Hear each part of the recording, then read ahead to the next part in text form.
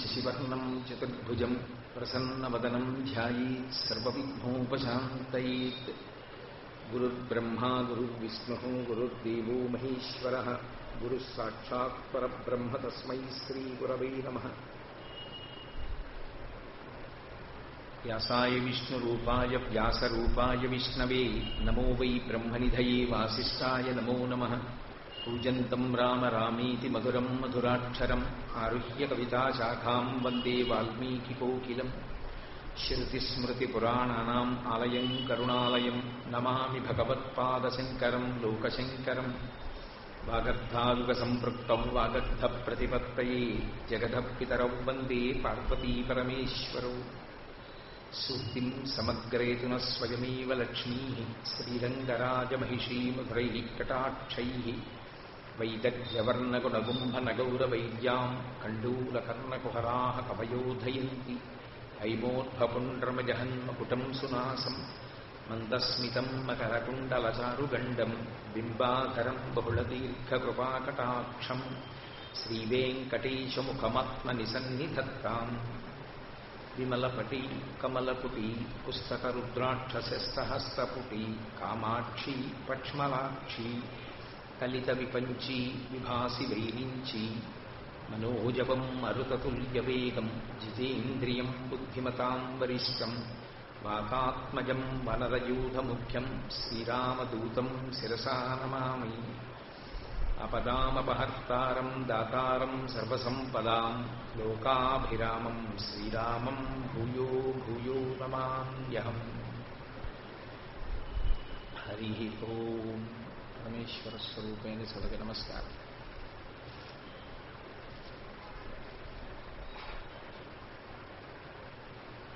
కహ పథయతరః అంటారు శంకర భగవత్పాదులు. ధర్మ దానికి సమాధానం చెప్తారు. కహ పథయతరః. పథయతరః అంటే అనుష్ఠించవలసిన మార్గమేది అని అర్థం చేసుకోండి.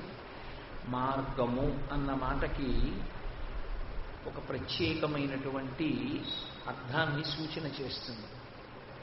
మార్గము దేని కొరకు ఉపయోగపడుతుంది? లక్ష్యమును చేరడానికి. మనం ఏదో ఒక లక్ష్యాన్ని పెట్టుకుంటాం, ఇక్కడికి చేరాలి అని అనుకుంటాం. తిరుపతి వెళ్ళాలి అని అనుకున్నాడు అనుకోండి, తిరుపతి వెళ్ళడానికి ఒక మార్గం ఉంటుంది. ఆ మార్గమునందు ప్రయాణము చేసిన వాడు తిరుపతి చేరుతాడు తప్ప ఏదో ప్రయాణం చేయడం ప్రధానంగా ప్రయాణం చేసిన వాడు తిరుపతి చేరలేడు. తిరుపతి వైపుకి నడిచినవాడు తిరుపతి చేరుతాడు. నడవడం ప్రధానం కదండి, ఏదో ఒక రహదారి ప్రధానం కదండి. దానికి దీనికి పెద్ద తేడా ఏముందండి? అది రహదారే ఇది రహదారే, దాని మీద నడుస్తున్నాం దీని మీద నడుస్తున్నాం కాబట్టి దీని మీద నడిస్తే వచ్చే అభ్యంతరం ఏమిటి అని కలకత్తా వైపుకు నడిచాడు అనుకోండి, తిరుపతి చేరగలడా? తిరుపతి చేరడు. ఇంకా అలా ప్రయాణం చేసుకుంటూ వెళ్ళిపోతే ఆ దిక్కుగా ఎన్నో పట్టణాలు దాటిపోతాడు తప్ప తన జీవిత కాలంలో తిరుపతిని మాత్రం చేరడు. ఏ మార్గమును అనుసరించి వెళ్ళడం చేత పరమేశ్వరుణ్ణి చేరుకోగలిగినటువంటి స్థితి కలుగుతుందో ఆ మార్గమును మాత్రమే మనుష్యుడు అనుష్ఠించవలసి ఉంటుంది. ఆ మార్గమునందు మాత్రమే ప్రయాణించవలసి ఉంటుంది. ఆ మార్గము ఒక్క ఈశ్వర ప్రోక్తము, వేదము చేత ప్రోక్తమై వేదము చేత చెప్పబడింది తప్ప ఇతరమైనటువంటి విశేషములు ఇతరుల బుద్ధికి తోచినవి పరమేశ్వరుణ్ణి చేరుకోవడానికి మార్గములు కావు. అందుకే కహ పథయతరః అని అడిగారు శంకరులు. శంకరులు అడిగారు అంటే శంకరుల్ని శిష్యులు అడిగారు అని భావన చెయ్యండి. ధర్మ ఏ మార్గమునందు ప్రయాణము చేయవలెను అంటే ధర్మ మార్గమునందు, ధార్మిక మార్గమునందు లేదా ధర్మమును ఆలంబనముగా ధర్మమును అనుష్ఠించుటయందు ప్రత్యేకమైనటువంటి వృత్తితో విశ్వాసముతో ప్రయాణము చేయవలెను. అది కహ పథయతరః ధర్మ. ధర్మము అన్న మాటని నిర్వచనం చేశారు. నిర్వచనం చేస్తూ ఒక మాట చెప్పారు. వేదేన ప్రయోజనముద్దిశ్య విధీయమానో అర్థో ధర్మ. అది ధర్మము అన్న మాటకు అర్థం. వేదేన ప్రయోజనముద్దిశ్య వేదము చేత చెప్పబడినది ఏది ఉన్నదో అది మాత్రమే ధర్మము. మీరు దాన్ని బాగా జ్ఞాపకం పెట్టుకోవలసి ఉంటుంది జీవితంలో. ఎందుకంటే ప్రశ్నోత్తర రత్నమాలిక మీరు వింటున్నది. ఆదిశంకరులు, జగద్గురువులు, అపర శివావతారులు వారు చెప్తున్న మాటలు. వేదము చేత చెప్పబడినదేదో అది మాత్రమే ధర్మము. వేదం ఎందుకు చెప్పింది ధర్మాన్ని? అసలు నిజానికి వేదోకిలో ధర్మమూలం అని ఆర్యోక్తి. వేదములు ఎప్పుడూ అన్ని వేదములు ఏది చెప్తాయి అంటే వేదములు చెప్పేది ధర్మమును మాత్రమే చెప్తాయి. ఆ ధర్మము దేని కొరకు చెప్తాయి వేదములు అంటే ఆ వేదమును అనుష్ఠించడం చేత మనుష్యుడు సుఖాన్ని పొందుతాడు. సుఖము అన్న మాటకు అర్థమేమి అంటే ఇక్కడ శరీరంతో ఉన్నంత కాలము కూడా సంతోషముగా నేను పొరపాటు చెయ్యలేదనేటటువంటి తృప్తితో జీవనము చెయ్యగలుగుతాడు. సుఖము అన్న మాటకి పర్యాయపదం ఏమిటి? కోరిక అంతమగుట. కోరిక ఎక్కడ అంతమైందో అక్కడ సుఖమున్నది. మీరు బాగా గమనించండి. నాకు ఒక లడ్డూ తినాలనుంది, లడ్డూ తినాలనే కోరిక తీరిపోయినది, సుఖమున్నది. కోరిక దేని చేత తీరినది? లడ్డూ తినడము వలన తీరినది. కాబట్టి ఇప్పుడు సుఖము, నేను సుఖముగా ఉన్నాను. కోరికలు తీరడం వలన సుఖమును పొందడం కాదు, ధర్మానుష్ఠానము వలన సుఖమును పొందుట. అక్కడ కర్తవ్యం అన్నమాట వచ్చింది. శాస్త్రం ఏమి చెప్పిందో అది నువ్వు చేశావా, అయిపోయింది నీ కర్తవ్యం. ఇప్పుడు నువ్వు దాన్ని ఎలా చెయ్యాలో అలా చేసేశావు. ధర్మమునందు అనురక్తియే నీ కోర్కెగా మిగిలిపోతే నువ్వు చెయ్యవలసిన కర్తవ్యం శాస్త్ర విహితముగా నువ్వు ఎలా ప్రవర్తించాలని చెప్పిందో అలా ప్రవర్తించడంతో నీ కర్తవ్యం పూర్తయిపోయింది. ఆ కోరిక తీరింది, దాని చేత నువ్వు సుఖముగా ఉన్నావు. ఇక్కడ కోరిక తీరుట అన్న మాట విశాలమైన స్థితిని పొందుతుంది. అది తీరిందా తీరలేదా, నా కర్తవ్యం నేను చేశానా లేదా, ఈ రెండో మాట మొదటి మాటని దాటుతుంది. మీరు కొంచెం జాగ్రత్తగా అర్థం చేసుకోవాలి. ఒక ఉదాహరణ నేను మీకు బాగా చెప్పాలి అంటే, నేను ఒక నుయ్యి తవ్వించాను. నా ఉద్దేశ్యం ఏమిటి? 10 మంది ఆ నూతిలో నీళ్లు తోడుకుని స్నానం చెయ్యాలి. నేను తవ్వించినటువంటి నూతిలో నీటిని తాగి బాటసారులు దాహార్తిని తీర్చుకోవాలి. ఇప్పుడు నా కర్తవ్యం నేను చేశాను, శాస్త్రం చెప్పింది ఇష్టాపూర్తములు చెయ్యమని. అందుకని నేను ఒక నుయ్యి తవ్వించాను. ఇప్పుడు నేను నుయ్యి తవ్విస్తే దాని ప్రయోజనం ఒకటి సంకల్పం చేశాను, అందులోకి ఒక వ్యక్తి దూకి ఆత్మహత్య చేసుకున్నాడు. ఇప్పుడు నా దోషం ఏమైనా ఉందా అందులో? నా కోరిక తీరిపోయింది. దేని చేత? ధర్మమునందు అనురక్తి చేత. అది ఒకరు తాగారా, స్నానం చేశారా, ఇవన్నీ నేను ఆ నూతి దగ్గర కూర్చుని లెక్కలు పెట్టుకోను. నూతిని ఒక ప్రయోజనం కోసం తవ్వాను, ధార్మికమైన కోరికతో తవ్వాను. తవ్వడంతో నా కోరిక తీరిపోయింది, అంటే నాకు సుఖము సంతోషము కలిగింది. శాస్త్రము చేత చెప్పబడినటువంటి కర్తవ్యము నిర్వహించడం చేత నీ కోరిక తీరి సుఖమును పొందగలిగినటువంటి స్థితిని నువ్వు పొందితే ఇక్కడ సుఖము, పైలోకముల యందు సుఖము. ఈ ధర్మము ఎవరు చెప్తారు? వేదమే చెప్తుంది. ధర్మము అన్న మాట అసలు ఎందుకు రావాలి? అది ఎందుకు ఉండాలి ధర్మం? అసలు ఆ మాటకు వస్తే మన యొక్క విశ్వాసమునకు పేరు సనాతన ధర్మము. ఎందుకో తెలుసా? యథార్థమునకు ఇది మతము కాదు. మతము అంటే పరిమితమైన ఒక మనుష్యుని యొక్క మతి నుండి, మేధస్సు నుండి పుట్టిన సిద్ధాంతమునకు మతమని పేరు. ఇది మతము కాదు, పరిమితమైనటువంటి ఒక మనుష్యుని యొక్క మేధస్సులోంచి పుట్టిన సిద్ధాంతములతో కూడిన సంకలనము కాదు. సనాతన ధర్మము. సనాతనం అంటే ఆది తెలియదు. మరి ఆది తెలియకపోతే ఎప్పుడు ప్రారంభమైంది? పరమేశ్వరుడు ఎప్పుడున్నాడో అప్పుడు ప్రారంభమైంది. పరమేశ్వరుడు ఎప్పుడున్నాడు ఎవరికి తెలియదు, సనాతనుడు. ఈశ్వరుడికి పేరేమిటి? సనాతనం. ఆయన సనాతనుడు. అందుకే నిత్యాయ త్రిగుణాత్మకే పురజితే కాత్యాయనీ శ్రేయసే సత్యాయ అద్య కుటుంబిని మునిమన ప్రత్యక్ష చిన్మూర్తయే అంటారు శంకరాచార్యులు వారి శివానంద లహరిలో. ఆద్య కుటుంబిని, అందరికన్నా ముందున్నాడు ఆయన పరమశివుడు. అందరికన్నా ముందున్నవాడు సనాతనుడు. ప్రపంచమునందు పరమేశ్వరుడు. పరమేశ్వరుడు ఎప్పుడు ఉన్నాడని నువ్వు అనుకోగలవో అంటే ఆయన లేని కాలము లేదు. అసలు పరమేశ్వరుడు లేని కాలము లేదు. లోకములు లేని కాలం ఉన్నది. మీరు చాలా జాగ్రత్తగా దీన్ని పరిశీలించవలసి ఉంటుంది. ఈ లోకములు లేని కాలం ఒకటి ఉన్నది.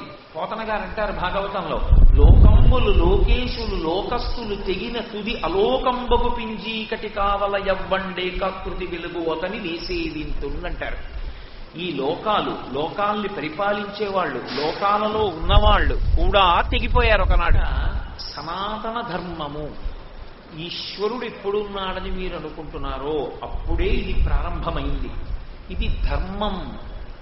ధర్మం అన్న మాట ఎందుకు వాడాలి అంటే, లోకములు లేకపోయినా ఈశ్వరుడు ఉన్నాడు. ఈశ్వరుడు ఉన్నాడు కనుక లయమైపోయిన లోకములు మళ్ళీ పునరుత్పత్తి అవుతుంటాయి. పునరుత్పత్తి అయిన లోకములు మళ్ళీ తనని చేరుకోవడానికి కావలసినటువంటి మార్గమును ఈశ్వరుడు ధర్మ రూపంలో ప్రబోధం చేశాడు.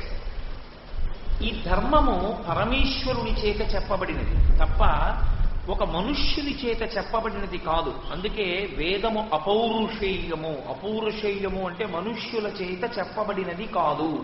మనుష్యులు చెప్పకపోతే ఎవరు చెప్పారు? ఈశ్వరుడు చెప్పాడు. ఈశ్వరుడు చెప్తే ఎవరికి చెప్పాడు? వేదాహమేతం పురుషం మహాంతం ఆదిత్యవర్ణం తమసస్తు పారే సర్వాణి రూపాణి విచిత్య ధీరః నామాని కృత్వాభివదన్ యదాస్తి. పరమేశ్వరుడి గురించి ధ్యానమునందు మగ్నులై ఉన్నటువంటి ఋషుల యొక్క చెవిలో పరమేశ్వరుడు చెప్పినటువంటి స్వరముతో కూడిన వేదమంత్రములు ఆయా ఋషులు మళ్ళీ లోకానికి అందించారు. అందుకే వేదము స్వరప్రోక్తము. శృతి చెవి ద్వారా అందుతుంది గురువు నుండి శిష్యుడికి. అటువంటి వేదము ప్రమాణముగా కలిగినటువంటి ధర్మమునందు పరమేశ్వరుడు ఈ లోకానికంతటికి ధర్మాన్ని ఇచ్చాడు. ధర్మం అనగా మార్గము. మనము నడవవలసినటువంటి మార్గాన్ని ఈశ్వరుడు చెప్పాడు. ఎందుకు ఆయన ధర్మం చెప్పడం? అసలు నిజానికి మీతో అన్నాను కదా, వేదోఖిలో ధర్మమూలం. వేదములన్నీ ఏం చెప్తాయి? ధర్మమునే చెప్తాయి. ఎందుకు ధర్మం చెప్పడం అంటే, మీరు బాగా గమనించండి. నేను మీతో నిన్న అన్నాను, ధర్మము అన్న మాట అన్వయమయ్యేది ఎవరికి అంటే మనుష్య ప్రాణికి మాత్రమే. పశువులకు ఒక్కటే ధర్మము, పశుధర్మము అన్నాను. ధర్మమును అనుష్ఠించి ఉత్తమగతులను పొందవలసినటువంటి స్థితి కలిగినటువంటి వాడు మనుష్య ప్రాణి ఒక్కడే. కాబట్టి మనుష్యుల కొరకే ధర్మము చెప్పబడినది వేదంలో పరమేశ్వరుని చేత. ఇప్పుడు ఈ ధర్మం అనగా ఏమి? ఎందుకు ఇవ్వాలి అసలు అంటే, మనస్సు శరీరము రెండుంటాయి. కొంచెం జాగ్రత్తగా గమనించండి. మిగిలిన విషయాల్ని కాసేపు పక్కన పెట్టండి. ప్రధానంగా ఈ రెండిటిని మీరు పరిశీలించండి. మనస్సు ఒకటి ఉంటుంది, శరీరము ఒకటి. శరీరము కనపడుతుంది, మనస్సు కనపడదు. కనపడని అవయవములను కూడా కనపడాలి అని అనుకుంటే, చూడాలి అనుకుంటే చూడవచ్చు. నా ఊపిరితిత్తులు చూసుకుందాం అనిపించింది అనుకోండి, వైద్యుడిని అడిగితే చూపిస్తాడు. ఏ ఎక్స్రేయో తీసిదిగో నీ ఊపిరితిత్తులు ఇలా ఉంటాయని. నా మనస్సు చూపించండి అని అడిగాను అనుకోండి, ఎవరు చూపించలేరు. మనస్సు సంకల్ప వికల్ప సంఘాతము. సంకల్ప వికల్ప సంఘాతమైనటువంటి మనస్సు ఎప్పుడూ కదులుతుంది. దానికి ఉన్న లక్షణం అది. దానికి తనంత తాను బడలిపోతే తప్ప అది ఆగదు. మీరు జాగృతి యందు దాన్ని నిలబెట్టలేరు, చాలా కష్టం. అదంత తేలిక విషయం కాదు. అది బడలిపోయింది అనుకోండి, అదే వెళ్ళిపోయి నిశ్చలంగా ఆగుతుంది. అది బడలిపోవడం అంటే ఇంద్రియముల యొక్క శక్తులు తీసుకుని ఆత్మలోకి వెళ్ళిపోతుంది. సుషుప్తి అంటారు. సుషుప్తి గాఢ నిద్ర యందు ఇక మనస్సు ఉండదు. మనస్సు ఆత్మలోకి వెళ్ళిపోతుంది. అది కానీ పైకి వచ్చిందనుకోండి, మీరు దాన్ని కదలకుండా ఉండు అని మీరు అన్నారనుకోండి, అది ఉండదు. ఎందుకు ఉండదో తెలుసా? దాని కదలిక దేని మీద ఆధారపడుతుంది అంటే ఊపిరి మీద ఆధారపడుతుంది. ఊపిరి తీసి ఊపిరి విడిచిపెడుతున్నప్పుడు అదే దానికి ఆహారం. దాన్ని ఆధారం చేసుకుని మనస్సు కదులుతుంది. మనస్సుకి ఉన్నంత వేగం లోకంలో ఇంకా దేనికి లేదు. అందుకే మనోవేగము వాయువేగము అంటారు. అంత వేగము కలిగినది మనస్సు. అది ఎప్పుడూ వెళ్ళిపోతుంటుంది. సంకల్ప వికల్పముల ద్వారా వెడుతుంది. ఇప్పుడు ఒకటి చెప్తుంది, ఇదిగో ప్రవచనానికి వెళ్ళు అంటుంది. ఒక్క క్షణం మళ్ళీ ఇంకోటి ఏదో చెప్తుంది, వికల్పం. అది వదిలేస్తుంది, ఇంకోటి పట్టుకుంటుంది.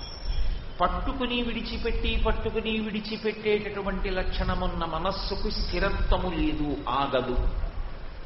మనసు చేత ప్రభావితమయ్యేటటువంటి శరీరము, బుద్ధి ఏదో ఒకటి నిర్ణయం చేస్తుంది కాబట్టి ఈ శరీరము కూడా కదులుతుంది. శరీరాన్ని కదపకుండా, మనస్సుని కదపకుండా మీరు ఒక్క క్షణం ఉంచలేరు. మీరు బాగా ఈ విషయాన్ని ముందు పరిశీలించాలి. మనసు కదలకుండా ఉండదు, శరీరము కదలకుండా ఉండదు. ఇప్పుడు మనసు యొక్క కదలికల చేత, శరీరము కదలికల చేత పునర్జన్మ నిర్ణయింపబడుతుంది. ఈ మనసు దేన్ని పట్టుకుని కదిలిందో, ఈ శరీరము దేనిని పట్టుకుని కదిలిందో దానిని బట్టి పునర్జన్మ.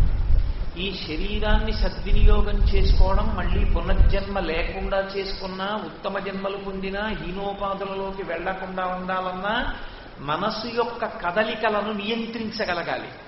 దాని వలన శరీరము యొక్క కదలికలను నియంత్రించగలగాలి. ఇప్పుడు మీరు మనసు అసలు కదలకుండా ఆపేయడం సాధ్యం కాదు, శరీరం కదలకుండా ఆపడం సాధ్యం కాదు. కర్మ చెయ్యాలి. ఏదో ఒకటి చేయకుండా ఎలా ఉంటారు చెప్పండి నాకు? నిద్రపోవాలా? నిద్ర లేవాలా? నిద్ర లేవడం అంటే మంచం నుంచి లేచి కూర్చోవాలా? నేల మీద కాలు పెట్టాలా? కాలకృత్యాలు తీర్చుకోవాలా?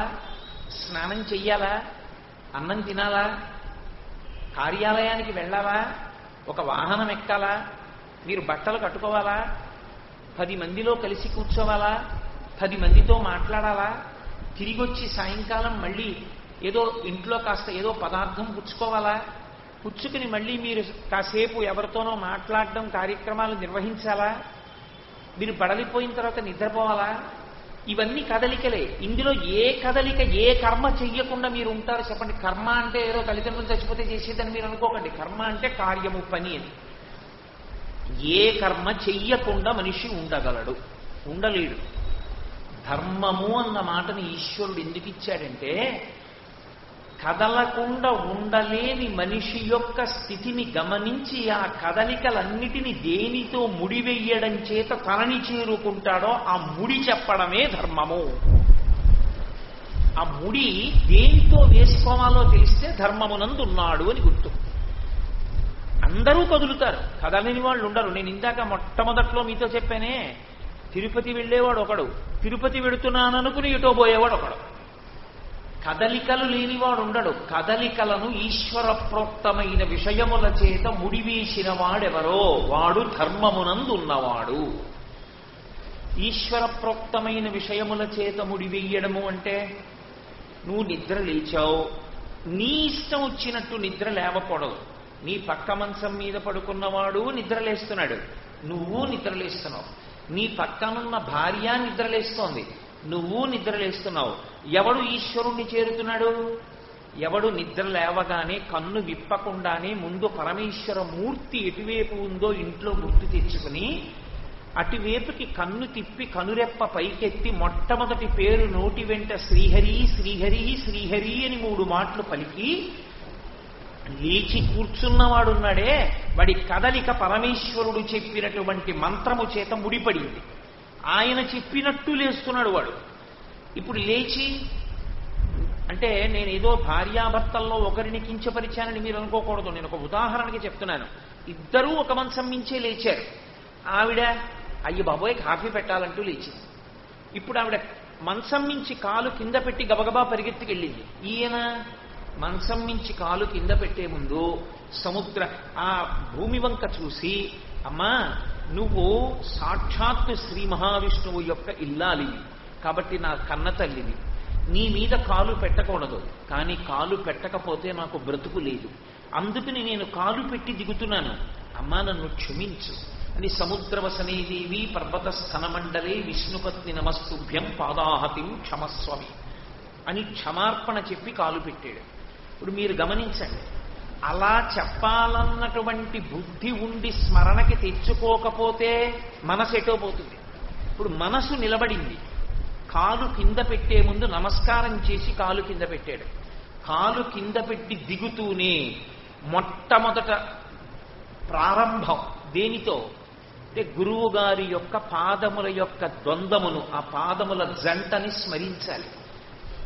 గురువుగారు మీ అనుగ్రహం, ఇవాళ లేస్తూనే శ్రీహరినామం చెప్పాను, లేస్తూ భూమి మీద కాలు పెట్టానంటే మీరు చెప్పిన మాటలు నన్ను ధర్మంలో నిలబెట్టాయి, నన్ను ఇలాగే నిలబెట్టండి అని ఇంకా మీరు స్నానం చేయలేదు కనుక గురువు గారు వచ్చి నిలబడి ఉంటే వారి పాదముల జంట కనపడుతోందన్న భావనతో నేల మీద పడి నమస్కారం చేయాలి. ప్రణిపాతం.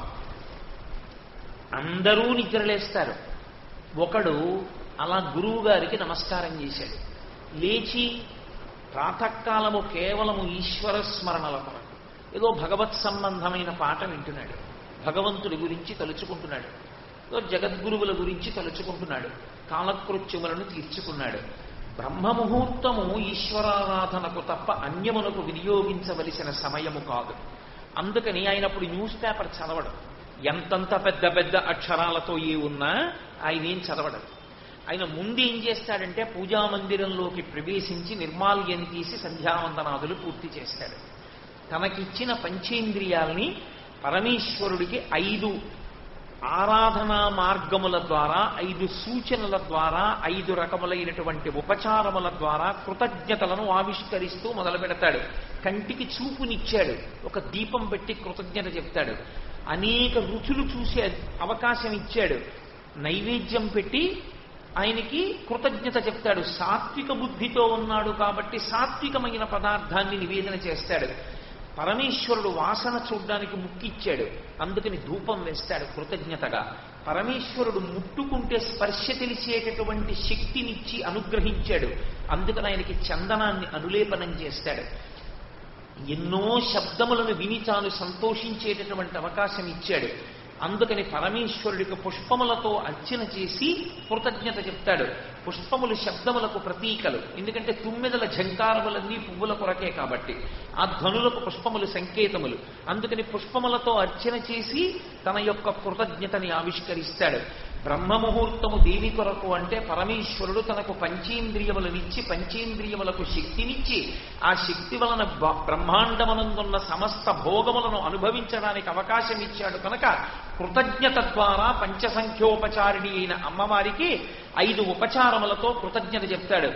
నీకు మనసు బాగా నిలబడింది, షోడశోపచారములతో చెప్తాడు. ఇంకా నిలబడింది, చతుషష్ఠోపచారాఢ్య 64 ఉపచారములతో చెప్తాడు. నీ మనసు యందు ఎంత కృతజ్ఞతాభావము నిండి ఉన్నదో ఆ కృతజ్ఞతాభావమును అభివ్యక్తము చెయ్యడానికి చేసేటటువంటి ఉపచారముల యొక్క సంపుటీకరణమునకు పూజ అని పేరు. ఎవరి వలన తానన్నీ అనుభవిస్తున్నాడో వారిని పూజ చేస్తాడు. పూజ చేసి కృతజ్ఞత చెప్తాడు. తాను కృతజ్ఞుడు కనుక, తాను పూజించిన వాడు కనుక, తాను అటువంటి మంచివాడు కనుక లోకము చేత పూజింపబడతాడు. ఎవడు పూజ చేశాడో వాడు పూజింపబడడానికి కారణం అదే. ఎవడు కృతజ్ఞుడో, ఎవడు మర్యాద కలిగిన వాడో, ఎవడు ఎవడి వలన ఉపకారమును పొందాడో అది స్మృతిలోకి తెచ్చుకొని మళ్ళీ తిరిగి పునః కృతజ్ఞతని ఆవిష్కరిస్తాడో అటువంటి వాడు పూజనీయుడు కనుక ఆ లోకమునందు పూజ చేసిన వాడు పూజనీయుడవడానికి కారణం అదే. కాబట్టి ధర్మం కదలికలు లేకుండా మీరుండలేరు. ఆ కదలికలను మీరు దేనితో ముడివేస్తే ఆ కదలికలు అభ్యున్నతి వైపుకి తీసుకెడతాయో ఆ కదలికలకు ధర్మమని పేరు. ఆ కదలికలు దేనితో ముడివెయ్యాలో చెప్పడానికి అధికారం ఉన్నవాడు ఈశ్వరుడు ఒక్కడే. ఎందుచేత ఫలానా ఆయన ధర్మం చెప్పచ్చండి అని నేను అన్నాను అనుకోండి, ఆయన బుద్ధికి తోచింది ఆయన చెప్తాడు, ఇంకొక ఆయన బుద్ధికి తోచింది ఇంకోటి చెప్తాడు. అప్పుడు ధర్మమునందు సంఘర్షణ ఏర్పడుతుంది. ఏది ధర్మము అన్న ప్రశ్న వస్తుంది. అందుకే ధర్మ నిర్ణయము, ధర్మాన్ని చెప్పే అధికారం ఎవరిది? కేవలము పరమేశ్వరుడిదే. పరమేశ్వరుడి యొక్క వాక్కే వేదము. అందుకే వేదము మాత్రమే ధర్మము చెప్తుంది. అంటే భగవానుడే ధర్మమును ఉపదేశం చేస్తాడు. వేదమునందు ధర్మము చెప్పబడినది. నువ్వు ధర్మమును పాటించాలనుకుంటున్నావు, ఎవరో చెప్పినది పాటిస్తే ధర్మము కాదు, ఈశ్వరుడు చెప్పింది పాటించాలి. ఈశ్వరుడు చెప్పిందే ఆయన చెప్పాడు, తన సొంతంగా ఏమీ చెప్పలేదు, తన సొంతంగా చెప్పిందేమీ లేదు. ఇప్పుడు అది ధర్మమే. నేను మీతో ఒక మాట చెప్పాను, ఇప్పుడు వేదంలో ఉన్నది ధర్మం అండి, ఇలా లేవాలి అని నేను అన్నాను. నేను చెప్పింది నా సొంతం కాదు, వేదంలో ఏం చెప్పబడిందో అది నేను చెప్పాను. ఇప్పుడు ఈ మాట మీరు పాటించారనుకోండి, కోటేశ్వరరావు గారు చెప్పింది పాటించామనక్కర్లేదు. కోటేశ్వరరావు గారు చెప్పింది వేదంలో చెప్పింది చెప్పాడు. వేదము మాత్రమే ధర్మమును చెప్పడానికి అధికారమును కలిగి ఉన్నది. అందుకే పరమేశ్వరుడు మీ కదలికలలో దేనికి మినహాయింపు ఇవ్వలేదు. అన్ని కదలికలను ఆయన దృష్టిలో పెట్టుకున్నాడు. ప్రతి కదలికని ఆయన దృష్టిలో పెట్టుకున్నాడు. మీరు అన్నం తినాలి, అన్నం తినడాన్ని కూడా ఆయన దృష్టిలో పెట్టుకున్నాడు. వాడు మనుష్య ప్రాణి, ఆకలేస్తుంది, అన్నం తింటాడు. కాబట్టి అన్నం ఎలా తినాలి ఆయన నిర్ణయం చేశాడు. నువ్వు అన్నం తినే ముందు పైన బట్ట వేసుకోకు, చొక్కా బనీనుతో ఉండకో, ఉత్తరీయం వేసుకో, పంచ కట్టుకో, చక్కగా భోజనానికి కూర్చో, పరిశేచనం చెయ్యి, 5 సార్లు వ్యాహృతులు పుచ్చుకో, పంటికి తగలనివ్వకో, లోపల ఉన్న వైశ్వానరాగ్నికి నేను హవిస్సులిస్తున్నానన్న భావనతో తీసుకో, రుచి చెప్పవద్దు, కేవలముగా మౌనముతో ఈశ్వరనామమును లోపల అనుకుంటూ పదార్థమును స్వీకరించు. ఇప్పుడు ఈశ్వరుడు మీ ఖాతాలో ఏం వేస్తాడు? అన్నం తిన్నాడని వెయ్యడు, యజ్ఞం చేశాడని వేస్తాడు. భోజనం చేసేవాడు ఒకడు, యజ్ఞం చేసేవాడు ఒకడు, ఇద్దరు చేసింది భోజనమే. ఒకడు యజ్ఞం చేసే సోమయాజి అవుతాడు, ఒకడు భోజనం మాత్రమే చేశాడు. వాడు ఈ దేహానికి కావలసిన అన్నం తిన్నాడు. ఒకడంతే, ఒకడి విద్య. దేని వలన? ఈశ్వరుడు ఎలా చెప్పాడో అలా తిన్నవాడు ఒకడు, ఈశ్వరుడు ఎలా చెప్పాడో అలా కాకుండా తిన్నవాడు ఒకడు. ఒకడు తిరుపతే వెడతాడు, ఒకడెప్పటికీ తిరుపతి వెళ్ళాడు. అనడానికి కారణం అది. అందులో ఇక రాజీ లేదు. వేదము అంటే రాజశాసనము, అది అలా నువ్వు పాటించవలసినదే. ఇక నీ బుద్ధికి తోచినట్లు చెయ్యడానికి వీలు లేదు. నేను ఇలా తింటానండి, నీ కర్మ అంతే. వేదం ఎలా చెప్పిందో అలా తినాలి. అందుకే ధర్మము మారుతూ ఉంటుంది, ఎప్పుడూ ఒక్కలా ఉండదు. ధర్మములలోకెల్లా గొప్ప ధర్మం ఏమిటో తెలుసా? దీన్ని నిలబెట్టడం. ఒకనాడు నువ్వు యాత్రలో ఉంటావు, యాత్రలో ఉన్నప్పుడు ఇది పడిపోతుంది, నువ్వు అన్నం తినాలి. ఏదో రైలు ఎక్కావు 7 గంటలకి, రాత్రి 9 గంటలకి ఓ 3 చపాతీలు తెచ్చుకున్నావు, తినాలి రైల్లో. ఇప్పుడు నేను రైల్లో ఏమండి చొక్కా బనీను విప్పేసి పంచకట్టుకుని ఎక్కడ కూర్చుని పరిశీలనం చేసి తినాలి అని అడిగారనుకోండి, శాస్త్రం అప్పుడు మీకు మినహాయింపునిస్తుంది.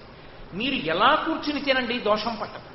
ఉమామహేశ్వర పరబ్రహ్మార్పణమస్తు అని మీరు మనసులో అనుకుని, లేదా లక్ష్మీనారాయణ పరబ్రహ్మార్పణమస్తు, నామరూపాల్లో ఏముంది? తత్వము కావాలి. మీరు భగవన్నామమును స్మరించి ఇది ఈశ్వరుడికి నివేదన చేస్తున్నాను, చెప్పులొక్కటి విప్పి ఒకసారి అనుకుని మీరు దాన్ని పుచ్చుకున్నారనుకోండి, మీ యందు దోషమేం ఉండదు. అందుకే ధర్మము మారుతూ ఉంటుంది. ప్రధాన ధర్మమును పాడు చెయ్యదు, అది తెలియనివాడు దాన్ని మూఢాచారం అంటాడు. అసలు ధర్మమంత విశాల హృదయముతో ఉన్నది ఇంకొకటి ఉండదు. బ్రతికున్నంత కాలము ధర్మాచరణమే చేశాడు, ఇప్పుడు చచ్చిపోయాడు. ఇప్పుడు ఆయన శరీరాన్ని కూడా ఏం చేస్తారంటే అగ్నిహోత్రమునందు హవిస్సుగా వేలుస్తారు. ఈ శరీరాన్ని హవిస్సుగా పుచ్చుకోమని అగ్నిలో పడేస్తారు. పడేసి హవ్యవాహనుడి ద్వారా దేవతలకు ఇచ్చేస్తారు. ఆ శరీరాన్ని అగ్నిహోత్రుడికి ఇచ్చేస్తారు, ఇచ్చి దేవతలకు అప్పజెప్పేయమంటారు. ప్రతి చిన్న విషయము ధర్మము చేత ముడిపడిపోయి ఉంటుంది. మీ స్వతంత్ర బుద్ధికి అవకాశం ఉండదు. అందుకే 40 సంస్కారముల కింద వస్తాయి. సంస్కారము అన్న మాటకు అర్థం ఏమిటో తెలుసా? కరము అంటే చేయుట, సంస్కరించుట, బాగుగా చేయుట. ఏమిటి బాగుగా చేయుట? మీకు పరమేశ్వరుడు ఏదిచ్చాడో దాన్నే సాధనంగా చేసుకుని పరమేశ్వరుని చేరుట. మీరు ఏ కదలికలు చెయ్యకుండా ఉండలేరో వాటన్నిటినీ ఈశ్వరుడు దృష్టిలో పెట్టుకుంటారు. మీరు పడుకోకుండా ఉండలేరు, మీరంటే నేను కూడా పడుకోకుండా ఉండలేము, కాబట్టి పడుకోవాలి. పడుకో వద్దలేదు ఈశ్వరుడు. మంచం మీద పడుకుతాను, పడుకో. మంచం మీద పడుకునే ముందు 11 మాటలు శివనామమును చెప్పి పడుకో, 3 మాటలు శ్రీహరినామమును చెప్పి నిద్రలే. శివకేశవుల మధ్య భేదమును పాటించవద్దు, మహాపాతక హేతువు. కాబట్టి రాత్రి 11 మాటలు శివనామం చెప్పు, ఉదయం నిద్రలేస్తూ 3 మాటలు శ్రీహరినామం చెప్పు. అన్నం తింటావా? ఇలా తిను. స్నానం చేస్తావా? కాకి స్నానం చెయ్యకు. స్నానం చేసే ముందు గంగే చ యమునే చైవ గోదావరి సరస్వతి నర్మదే సింధు కావేర్యౌ జలేస్మిన్ సన్నిధిం కురు ఆయాంతు స్నానం ద్రవ్యాన్ని చ సంప్రోక్ష్య. ఈ పవిత్ర నదీ జలాలన్నీ తీసుకొచ్చి ఇందులో పోసుకుని నేను స్నానం చేస్తున్నాను. దీని వలన నా మనస్సుకి శరీరమునకు శాంతి కలుగుతోంది, లోపల ఉండేటటువంటి పాపములు నశిస్తున్నాయన్న భావనతో నువ్వు మజ్జనము చేస్తే, తలమించి నీరు పోసుకుంటే దాని వలన శుద్ధి కలుగుతుంది తప్ప స్నానము కేవలము శరీర శుద్ధి కొరకని మాత్రమే స్నానం చేశాడనుకోండి, ధర్మముతో ముడి వదిలిపోయిందని గుర్తు. ఇప్పుడు ఆ స్నానము ఈశ్వరుని చేత చెప్పబడిన స్నానము కాదు, ఈ శరీరాన్ని రక్షించుకోవడానికి మాత్రమే చేస్తూ ఉంటాడు. మంచిదే చేశావు. ఎన్నాళ్ళు శరీరాన్ని రక్షిస్తావు నాకు చెప్పు? యోగాభ్యాసం చేయడం తప్పు కాదు, వ్యాయామం చేయడం తప్పు కాదు. వ్యాయామం చేసి యోగాభ్యాసం చేసి ఆరోగ్యంగా ఉంచుకున్న శరీరాన్ని ఈశ్వర సేవకు ఉపయోగించుకోకపోవడం తప్ప. ఎందుకు ఆ శరీరం ఇంకా దిక్కుమాలిన శరీరం? ఆరోగ్యంగా ఉన్నది ఎందుకు? తినడం ఎందుకు? ఆరోగ్యంగా ఉండడానికి. ఆరోగ్యంగా ఉండడానికి యోగా చేయడం, యోగా చేసి ఆరోగ్యంగా ఉండడం, ఆరోగ్యంగా ఉండి బాగా తింటూ ఉండడం. అందుకే ఆరోగ్యంగా దీన్ని ఎందుకొరకు ఉంచాలి? ఆరోగ్యంగా దీన్ని ఎందుకొరకు ఉంచుతున్నానంటే ఈశ్వరారాధన కొరకు. ఈశ్వర, నేను కాసేపు నడుస్తాను. ఎందుకో తెలుసా? అలా నడిస్తే ఇది ఇంకొక 10 ఏళ్ళు ఉంటే ఆ 10 ఏళ్లలో కూడా దీంతో నీ సేవ చేస్తాను, అందుకు నడుస్తున్నాను ఈశ్వర అని అనుకున్న నాడు నీ నడకక దోషం లేదు. పొద్దున్న కేవలము శరీరాన్ని బాగా ఉంచుకోవడానికి నడుస్తాను, బాగా ఉంది కాబట్టి తింటాను కాబట్టి నడుస్తాను, అర్థం లేదు ఆ వ్యవస్థ. ఏది చెయ్యి భగవంతుడితో ముడిపడుతుంది, ఈశ్వరుణ్ణి చేరడానికి ప్రస్థానమవుతుంది. ప్రతి కదలిక, ఏ ఒక్క కదలిక మినహాయింపు ఉండదు. మీరు నన్ను మన్నించగలిగితే భార్య భర్తృ సమాగమమునందు కూడా భగవంతుని యొక్క ప్రార్థన ఎలా చెయ్యబడిందో చెప్పారు. నేను సభాముఖంగా ప్రస్తావన చెయ్యలేను, కానీ ఏ విషయమును మినహాయింపు ఇవ్వలేదు. ప్రతి కదలికని ఈశ్వరుడు దృష్టిలో పెట్టుకున్నాడు. ప్రతి కదలికని ఈశ్వరుడు దృష్టిలో పెట్టుకుని మీకు అవకాశం ఇచ్చాడు. ఓ పీడకలు వచ్చింది, భయపడ్డావు, నేనున్నాను, దుస్వప్నే స్మర గోవిందం, గోవిందా గోవిందా గోవిందా అనుకో, నీకు ఆ దుస్వప్న ఫలితం పోయి ఉపశాంతి కలుగుతుంది. నువ్వు జారి పడ్డావు, ఆర్తి పొందిన చోట, తూలిన చోట, కుందిన చోట, కొట్టబడిన చోట పరమేశ్వరుణ్ణి తలుచుకోవాలి. భగవన్నామాన్ని చెప్పుకుంటే పరమేశ్వరుడు నిన్ను ఉద్ధరిస్తాడు. కాబట్టి ఏ కదలిక యందు మినహాయింపు లేదు. ద్రవ్యార్జన, ధార్మికంగా సంపాదించాలి. ఖర్చు పెడుతున్నాను, ధార్మికంగా ఖర్చు పెట్టాలి. ఈశ్వరుడు దేని కొరకు ఖర్చు చెయ్యమన్నాడో దానికి ఖర్చు చెయ్యాలి తప్ప, నేను కదండి దానం చేస్తున్నానని మీ ఇష్టం వచ్చిన దానికి దానం చేయడాన్ని శాస్త్రం అంగీకరించదు. అది మళ్ళీ ధర్మాన్ని నిలబెట్టేదై ఉండాలి, అంతే తప్ప అధార్మికమైనటువంటి విషయానికి మీరు చందాలిచ్చి దాన్ని పోషించకూడదు. వేదప్రోక్తమైనటువంటి విషయాలకి, వేదము యొక్క ప్రమాణమును నిలబెట్టగలిగినటువంటి దానికి మాత్రమే దానము ఉపయుక్తము కావాలి. కాబట్టి మీ ఆర్జన, మీ వ్యయము, మీ కదలిక, మీ బట్ట కట్టుకోవడం ఎలా కట్టుకోవాలో వేదం చెప్పింది. మీ ఇష్టం వచ్చినట్టు బట్ట కట్టుకోవడానికి వీలు లేదు. మీరు ఈశ్వర సేవ చేస్తున్నారనుకోండి, భగవంతుని పూజ చేస్తున్నారు, నేను లుంగి కట్టుకుని పూజ చేస్తానంటే కుదరదు. అసలు నిజానికి వేద ప్రోక్తము, వేదము చెప్పినటువంటి కట్టేది అంటే పంచకట్టు. 5 చోట్ల నలగాలి పంచ. గోచి పోసి వెనక్కి దోపి కూర్చుని పూజ చెయ్యాలి. అంతేగాని లుంగి కట్టుకుని పూజ చేస్తానండి అంటే వేదంలో పటలపందని చెప్పింది, వాడు దిగంబరంగా కూర్చుని పూజ చేశాడు అని ఫలితం వేస్తాడు. అందుకే మీరు ఎప్పుడైనా పెద్దల్ని చూడండి, అంగవస్త్రం అంటారు, ఓ పెద్ద తువ్వాలంత ఉంటుంది, అది గోచి పోసి కట్టుకుని కూర్చుని భోజనం చేస్తారు తప్ప అలా కూర్చోకుండా భోజనం చేయరు. అది నిజానికి ఆ అంగవస్త్రం కట్టుకున్నప్పుడు తొడల మీదకి వెళ్ళిపోతుంది. ఎవరుంటారు? భార్య వడ్డిస్తుంది, లేకపోతే తల్లి వడ్డిస్తుంది. అంగవస్త్రం కట్టుకునైనా అన్నం తింటారు కానీ అలా విడిచిపెట్టి లుంగీలు కట్టుకుని అన్నం తినరు. అందుకే ఎందుకని తను యజ్ఞం చేయాలి, పరిశీచనం చేయాలి, తను పరిశీచనం చేసి తినాలి. నీకు శరీరంలో ఆరోగ్యం బాగులేదు, బలవంతంగా తలస్నానం చెయ్యమని ఈశ్వరుడు చెప్పడు. అందుకే ఎన్నో రకముల స్నానములు ఇచ్చాడు. నువ్వు గోవులు వెళ్ళిపోతున్నప్పుడు వాటి వెనక సాయంకాలం నడిస్తే గోవుల డెక్కల నుంచి రేగినటువంటి ధూళి నీ మీద పడితే ఒక స్నానం, గోధూళి స్నానం. వర్షంలో తడిస్తే దివ్య స్నానం. నీకు స్నానం చెయ్యడానికి అవకాశం లేనప్పుడు కాస్త విభూతి తీసుకుని తల మీద చల్లుకుని అపవిత్ర పవిత్రోవా సర్వావస్థంగతోపివా స్మరే పుండరీకాక్షం సవాహ్యాభ్యంతర శుచి, పుండరీకాక్ష పుండరీకాక్ష పుండరీకాక్ష అని 3 మాటలు విభూతి చల్లుకుంటే స్నానం చేసినట్టే. ఎప్పుడు నీరు దొరకక నీకు స్నానం చేసే అవకాశం లేనప్పుడు విభూతి చల్లుకున్నంత మాత్రం చేత వాడు స్నానం చేసిన వాడైపోతాడు. మంచం మీద పడున్నాడు, 3 మాటలు గంగా గంగా గంగా అంటే వాడు స్నానం చేసిన వాడితో సమానం అవుతాడు. విభూతి చల్లుకున్నాడు, మంచం నుంచి లేచి, వాడు విభూతి స్నానం చేస్తే సంధ్యావందనం చేసేసుకోవచ్చు. స్నానం చెయ్యలేడు అనారోగ్యం చేత, విభూతి చల్లుకుని స్నానం చేయి. మౌఢ్యంగా ఇలా వేలు చూపించి ఏమైపోయినా ఇలాగే చెయ్యని వేదము చెప్పదు, ఈశ్వరుడు చెప్పడు. ఈశ్వరుడి కన్నా కృపాళువు, ఈశ్వరుడి కన్నా కరుణాసింధువు, ఈశ్వరుడి కన్నా ప్రేమైకమూర్తి లోకమునందుండరు. అందుకే ఆయన నువ్వు ఎలా చచ్చిపోయినా నాకు అనవసరం, నువ్వు ఇలాగే చెయ్యి అని చెప్పడు. ఎన్ని మినహాయింపులో ఇస్తాడు. నువ్వు ఏ స్థితిలో ఉన్నా ఈశ్వరుణ్ణి చేరడానికి అవకాశాన్ని కల్పిస్తాడు. కల్పించి ముడి వేస్తాడు. ఆయనతో నీ కదలికలను ముడి వేసుకుంటాడు. ఈ ముడి తెలిసి నువ్వు అస్తమానం ప్రతి కదలికలో ముడి వేసుకోవడమే ఈశ్వరుణ్ణి చేరడానికి మార్గము. మీరు చూడండి, ముందు ట్రైన్ అంతటినీ పెట్టేస్తారు. ఫార్మేషన్ ఆఫ్ ది బోగీస్ అని A1 నుంచి A12 వరకు పెట్టేసి ముందు జనరల్ కంపార్ట్మెంట్, లగేజీ, ఏసీలు అన్నీ పెట్టేస్తారు. వెనక గాడ్ బోగి పెడతారు. ఏదో ఒక డీజిల్ ఇంజిన్ వచ్చి పెట్టేసి వెళ్ళిపోతుంది. అసలు నిజానికి ఈ ట్రైన్ అంతా వెళ్ళాలనుకున్నప్పుడు మొదటి బోగీకి ఉన్న లింక్ తీసి ఇంజన్తో కలుపుతారు, ముడేస్తారు.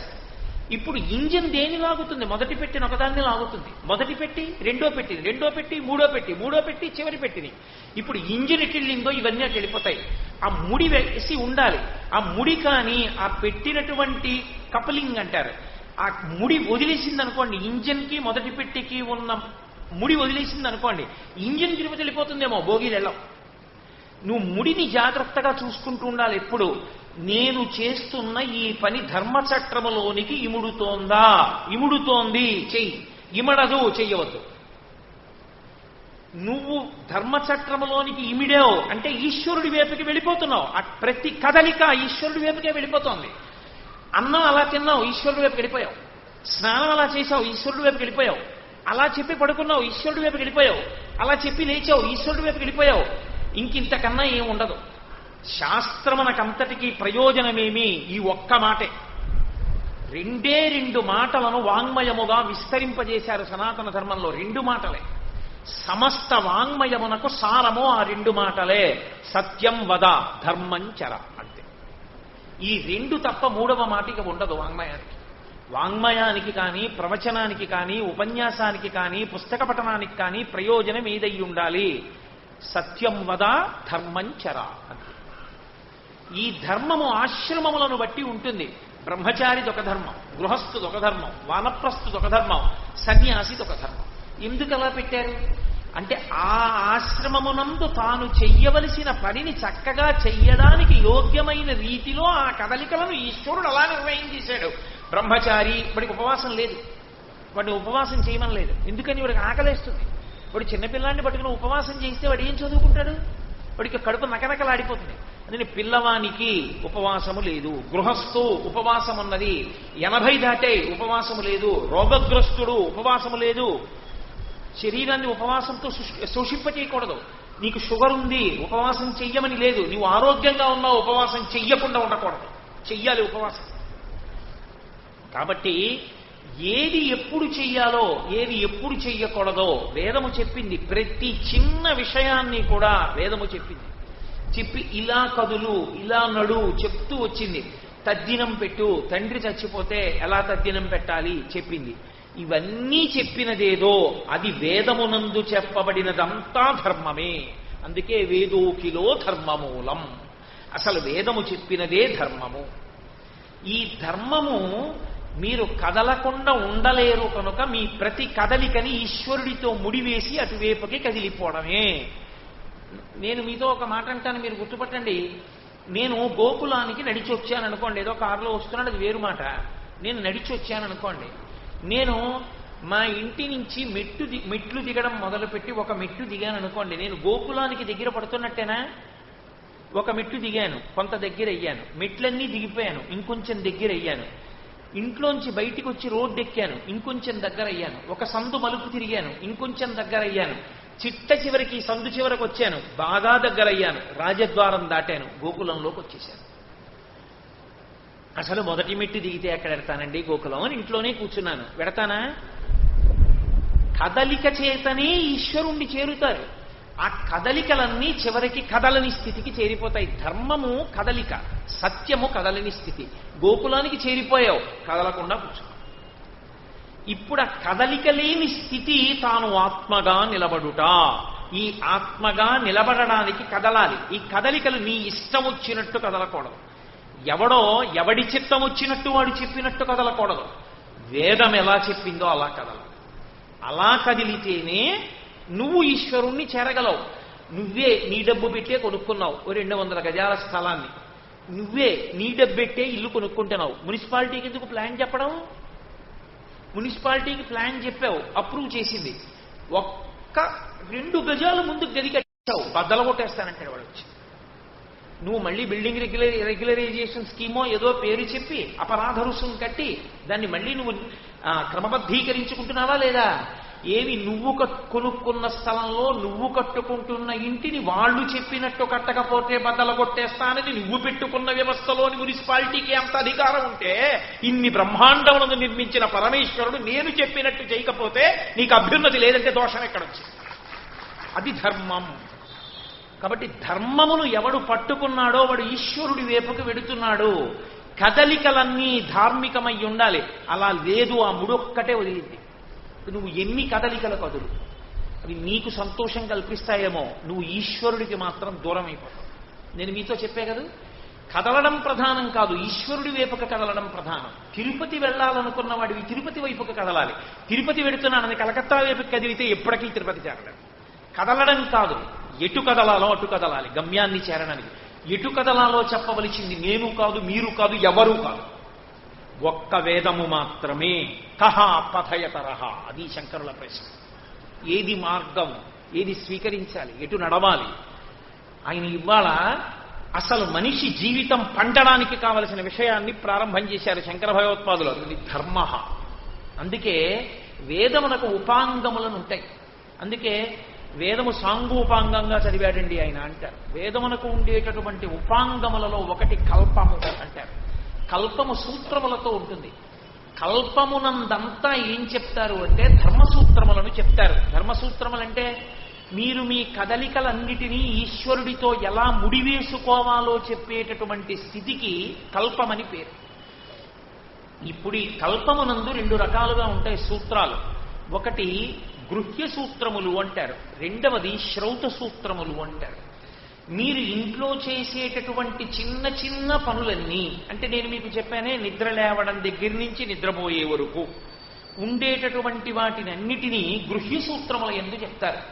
శ్రౌత సూత్రములు అని ఉంటాయి, ఇవి పెద్ద కర్మలకి సంబంధించినవి చెప్తారు. అంటే సంస్కారములు అంటారు వాటి. సంస్కారములు అంటే నేను మీతో అన్నాను కదా, బాగుగా తయారు చేయుట. సంస్కారములు, యజ్ఞయాగాది క్రతువులు ఎలా చెయ్యాలో గృహ్య సూత్రములు చెప్తాయి. అలా చెప్పినప్పుడు వాటికి బాగా విస్తరించి మాట్లాడడానికి స్మృతులు వస్తాయి. ఇవన్నీ ధర్మాన్నే మాట్లాడతాయి. అందుకే వేద పురుషునికి అంగములుగా చెప్తారు ఉపాంగములను. వేదము పురుషుడైతే ఆయనకి ఉపాంగములన్నీ కూడా ఆయన అవయవములు. జ్యోతిషం ఆయనకి కన్ను, కల్పము ఆయనకి చెయ్యి ఏం చేస్తుంది? ఎప్పుడూ పని చేస్తుంది. ఎప్పుడూ పని చేయడం అంటే ఏదో చేయడం కాదు, ఎలా చెయ్యాలో అలా చెయ్యాలి. ఎలా చెయ్యాలో అలా చేయడం చెప్తుంది. కాబట్టి కల్పము చేతి స్థానంలో ఉంటుంది. వేద పురుషునికి కరస్థానమునందుండేటటువంటి ఉపాంగము కల్పము. ఇప్పుడు ఈ కల్పమునందుండేటటువంటి ధర్మసూత్రములను, వేదమునందున్నటువంటి ధర్మసూత్రములను, అరే వీడు వేదమంతా చదవలేడరా, వేదంలో ఉన్న ఇన్ని విషయాలు వీడు ఎప్పటికి నేర్చుకుంటాడు, ఎప్పటికి అనుష్ఠిస్తాడు, ఎప్పటికి వీడు జీవితంలో పరమేశ్వరుడి వైపుకి కదులుతాడు అని మనని అనుగ్రహించి 18 మంది మహాపురుషులు స్మృతులుగా ఇచ్చారు. స్మృతి అన్న మాటకు అర్థం ఏమిటో తెలుసా? స్మృతి అంటే గుర్తు తెచ్చుకోవడం అని కదండి. గుర్తు తెచ్చుకునేటప్పుడు రెండింటిని గుర్తు తెచ్చుకున్నారు. ఏవి? మనిషి ఏ ఏ కదలికలు కదలకుండా ఉండలేడు. ఒకటి, ఈ కదలికలు కదిలినప్పుడు ఎలా కదలాలని వేదం చెప్పింది. ఒకటి, రెండిటిని గుర్తు తెచ్చుకున్నారు. తెచ్చుకుని కలిపారు. నిద్ర లేచేటప్పుడు ఇల్లాలి, స్నానం చేసేటప్పుడు ఇలా చేయి, అన్నం తినేటప్పుడు ఇలా తిను, ఇలా క్రోడీకరించి ఇచ్చినటువంటి ధర్మసూత్రములతో కూడుకున్నటువంటి గ్రంథములకు స్మృతులని పేరు.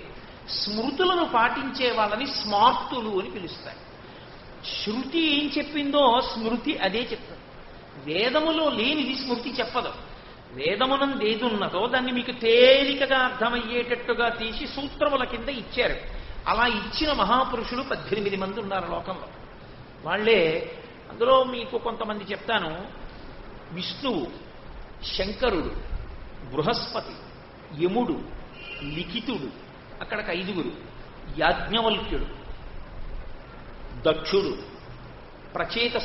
పరాశరుడు, మనువు, సంవర్తుడు, అక్కడికి 10 మంది, అత్రి, ఆపస్తంభుడు,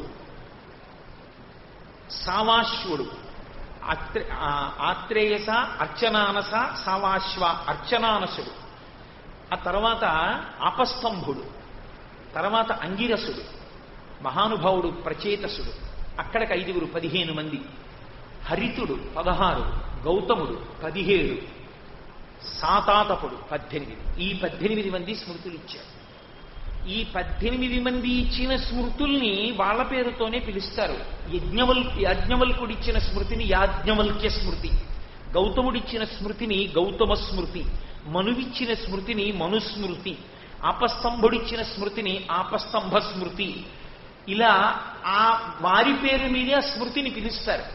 ఈ స్మృతుల యందు శృతి యందు ఏం చెప్పారో అదే చెప్తారు. అందుకే కాళిదాస మహాకవి రఘువంశ మహాకావ్యం చేస్తూ ఒక మాట అంటాడు, ఆవు వెనక దూడ వెళ్ళింది. ఆ రఘుమహారాజు గారు ఆ రక్షణ చేస్తున్నప్పుడు, ఆ దిలీపుడు రక్షణ చేస్తున్నప్పుడు ఆ గోవు వెంట దూడ వెళ్ళింది. ఎలా వెళ్ళింది అన్నాడంటే ఆయన, శృతేరివార్థం స్మృతి రన్వగచ్చత్ అన్నాడు.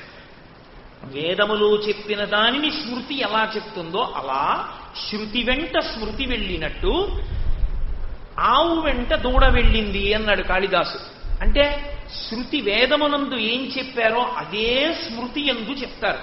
ఇప్పుడు ఈ స్మృతి యందు చెప్పిన ధర్మమును పాటిస్తే కేవలము పరమేశ్వరుణ్ణి చేరడం కాదు, 2 జరుగుతాయి ఏకకాలమునందు. 1 వ్యక్తి శ్రేయస్సు, 2 సమాజ శ్రేయస్సు ఏకకాలమునందు జరుగుతాయి. ఎప్పుడు మనం దీన్ని విడిచిపెట్టామో అప్పుడు సమాజంలో ఉపద్రవం బయలుదేరింది. నిజంగా స్మృతిని పాటించిన నాడు సమాజమునందు ఈ ఉపద్రవం ఉండదు. ఎందుకని? దాని యందు వ్యక్తి శ్రేయస్సు సమాజ శ్రేయస్సు రెండిటిని ముడివేస్తారు. ధర్మాన్ని పాటిస్తున్నాడు, అతను శాంతిగా ఉంటాడు. స్మృతి యందు చెప్పినది చేస్తున్నాడు, పరమశాంతితో ఉంటాడు. తాను శాంతిగా ఉంటాడు, తాను వేరొకరి జోలికి వెళ్ళడు కాబట్టి వాడు శాంతిగా ఉంటాడు. సమాజము శాంతియుతంగా ఉంటుంది, వ్యక్తి శాంతియుతంగా ఉంటాడు. ఎక్కడ అలజడులు, ఆలోచనలు, ఉపద్రవాలు ఏమీ ఉండవు, ప్రశాంతమైనటువంటి స్థితిలో ఉంటారు. ఇప్పుడు నేను మీతో ఒక్క మాట చెప్తే మీకు అర్థమైపోతుంది. మనకి వేదమునందున్న గొప్పతనం ఎక్కడుందంటే, సమస్యని చెప్పి ఊరుకోలేదు వేదం, సమస్యకి పరిష్కారం చెప్పి. నేను మీతో ఒక ఉదాహరణ చెప్పాలి అంటే, చాలా గొప్ప వస్తువు కనపడితే మనది చేసుకుందామన్న భావన ఎవరిలోనైనా అంకురిస్తున్నది. దొంగతనం కదా, మంది కాంతి మనదిగా తీసుకెళ్ళడం దొంగతనం. దొంగతనము చెయ్యవద్దు అని ఊరుకోలేదు వేదం. దొంగతనము చెయ్యకుండా ఉండడానికి నీ మనస్సుని ఎలా సంస్కరించుకోవాలో నేర్పింది. మాతృవత్ పరదారేషు, పరస్త్రీని చూస్తే నీకు కామం కలిగితే వెంటనే ఆమె యందు అమ్మని చూడు. మా అమ్మగారే ఈ రూపంతో వచ్చారు, మా తల్లి కామాక్షి నా ఎదురుగుండా ఈ రూపంతో వచ్చింది అంతే. ఆడతనాన్ని చూస్తే పాల కింద నిప్పు, అమ్మతనాన్ని చూస్తే పాల మీద నీళ్లు. కాబట్టి మాతృవత్ పరదారీషు పరద్రవ్యాని లోష్ఠవత్. ఇతరుల సొమ్ము నీకు కనపడింది, అదో బెడ్డ. రోడ్డు మీద కనపడిన బెడ్డలు నీ మా ఇంటికి తీసుకెడతానేంటి?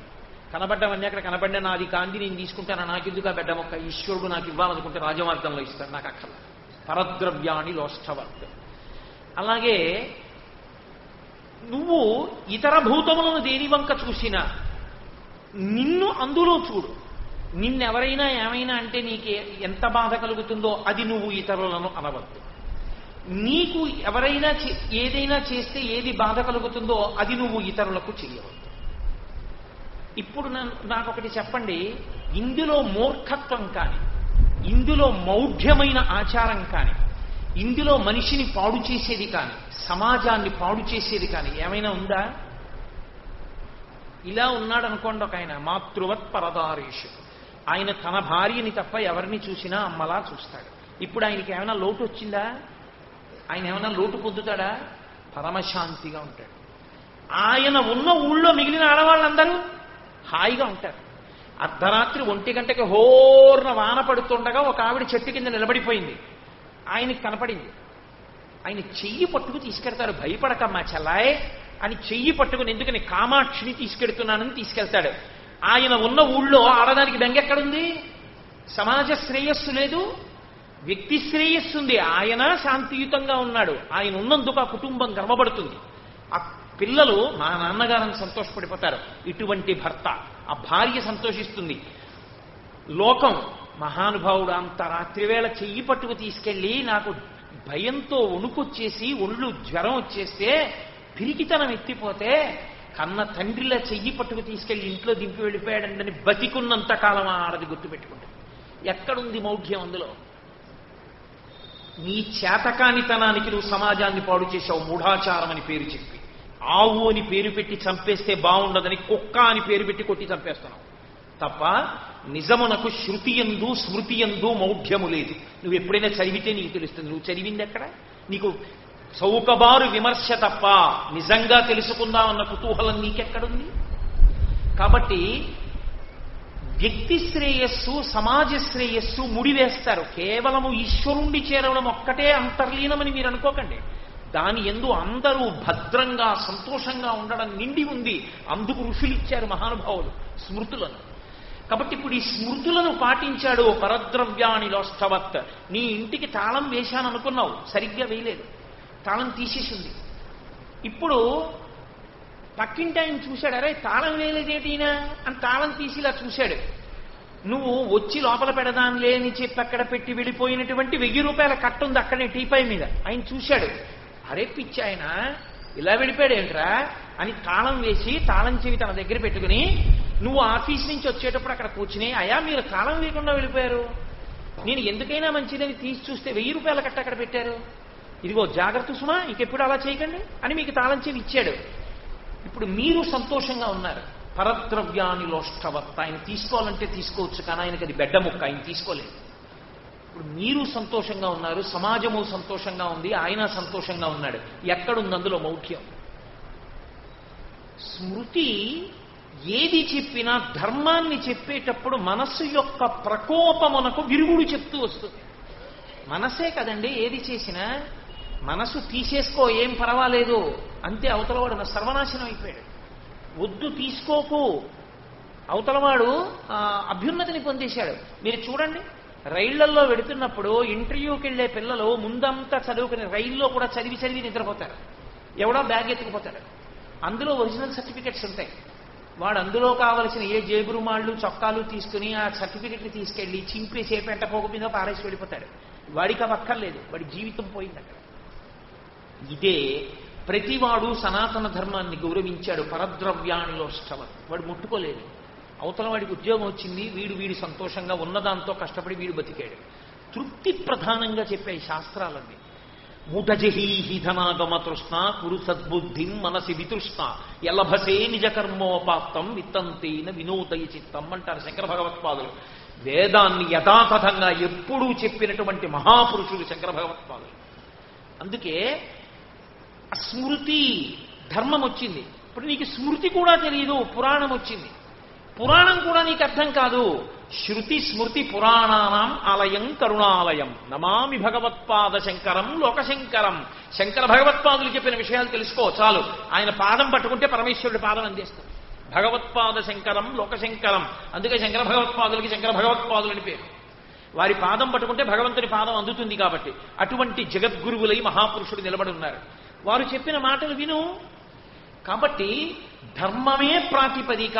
ఒకడు అభ్యున్నతిని పొందుతున్నాడా పాడైపోతున్నాడా ఒక్కటే కారణము ధర్మము.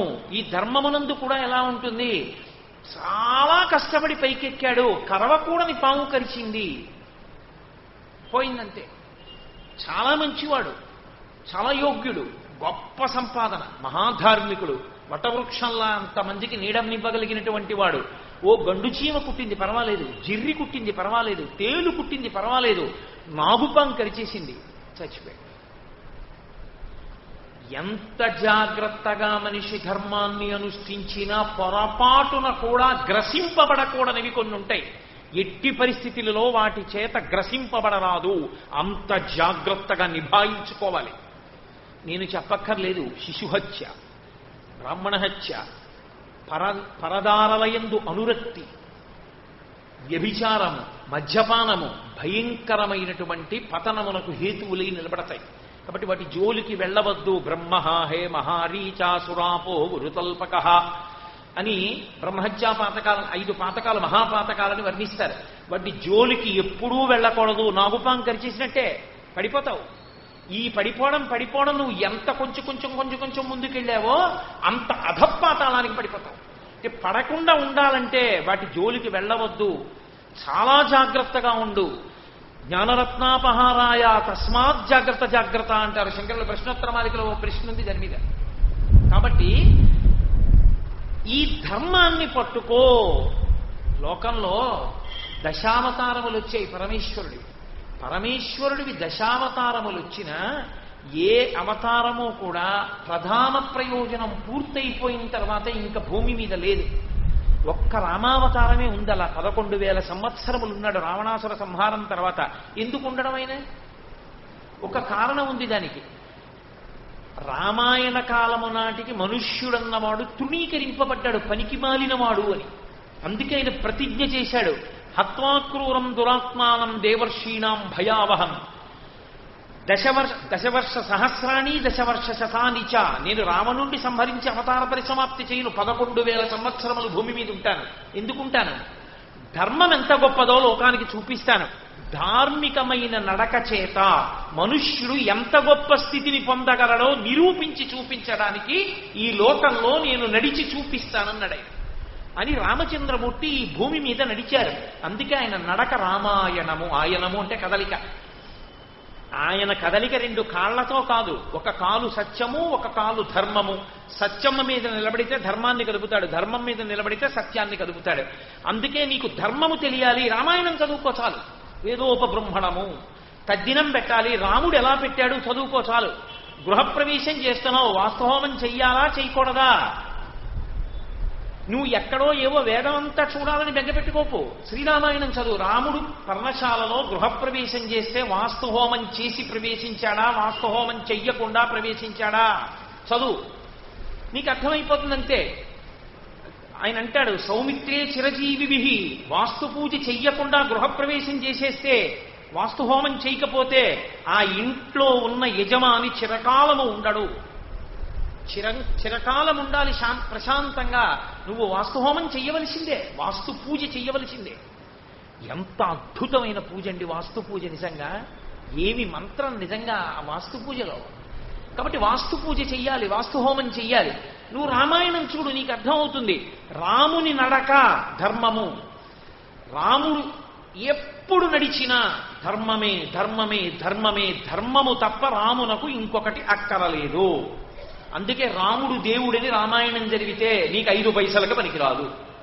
రాముడు నరుడని చదువు, నీకు పనికొస్తుంది. రాముడు దేవుడు కాబట్టి పెళ్ళాన్ని ఎత్తుకుపోతే ఆ బో తెచ్చుకున్నాడండి, ధర్మం అనుష్ఠించాడు, మనకెక్కడవుతుందండి అంటే ఎందుకు పనికిరాదు. రాముడు నరుడు కాబట్టి నువ్వు ఎలా ఏడుస్తావో అలా ఏడిచాడు. నరుడైన రాముడు ఎలా ధర్మాన్ని అనుష్ఠించాడో నువ్వు బాగా అర్థం చేసుకోగలిగితే శ్రీరామాయణము నీ ధర్మానుష్ఠానం వరకు పనికొస్తుంది, లేకపోతే పనికిరాదు. అందుకే చూడండి, మారీచుడంతటి వాడు మాట అంటాడు, రామో విగ్రహవాన్ ధర్మ సాధు సత్యపరాక్రమ అంటాడు. రాముడంటే ఎవరో కాదు, రాశీభూతమైన ధర్మము. ధర్మమునకు హాని నువ్వు చెయ్యలేవు. ధర్మమునకు హాని చేద్దామనుకున్నవాడు నశిస్తాడు. ఎవడు ధర్మమును అనుష్ఠిస్తాడో వాడు రక్షింపబడతాడు. అందుకే ధర్మో రక్షతి రక్షిత. ధర్మాన్ని మీరు రక్షించడం ఉండదు, ధర్మాన్ని రక్షించడం ఏమిటి? ధర్మమును రక్షించుట అన్న మాటకు అర్థం ఏమిటంటే ధర్మమును అనుష్ఠించుట. మీరు ధర్మమును పట్టుకుంటే మీరు రక్షింపబడతారు, మీరు ధర్మాన్ని పట్టుకోకపోతే మీరు రక్షింపబడరు. నా దగ్గర గొడుగుంది, బయట ఎండుంది, నేను గొడుగు వేసుకుంటే కదూ నాకు ఎండలో రక్షణ కలిగేది. ఇంట్లో గొడుగుండి, ఓ గొడుగా నన్ను నీవు రక్షించవద్దా అంటే రక్షిస్తుందా? నేను గొడుగు చేత పట్టుకుంటే నా మీద ఎండ పడకుండా కాపాడుతుంది. ధర్మమును నువ్వు పట్టుకుంటే నిన్ను రక్షిస్తుంది. ధ్రియదేవాజనైరితి ధర్మం. పట్టుకున్నదేదో అనుష్ఠించినదేదో అది ధర్మం, అది నిన్ను కాపాడుతుంది. అనుష్ఠించలేదు ధర్మము నిన్ను కాపాడదు, పాడవడానికి కారణం అవుతుంది. రామో విగ్రహవాన్ ధర్మ. రాముడు రాశీభూతమైన ధర్మము. అందుకే రాముడికి హాని చేద్దాం అనుకున్నవాడు హాని పొందుతాడు. కారణం ఏమిటి? ఒక్క రాముడే కాదు, పరమధర్మాత్ముడైన ఎవడైనా అంతే.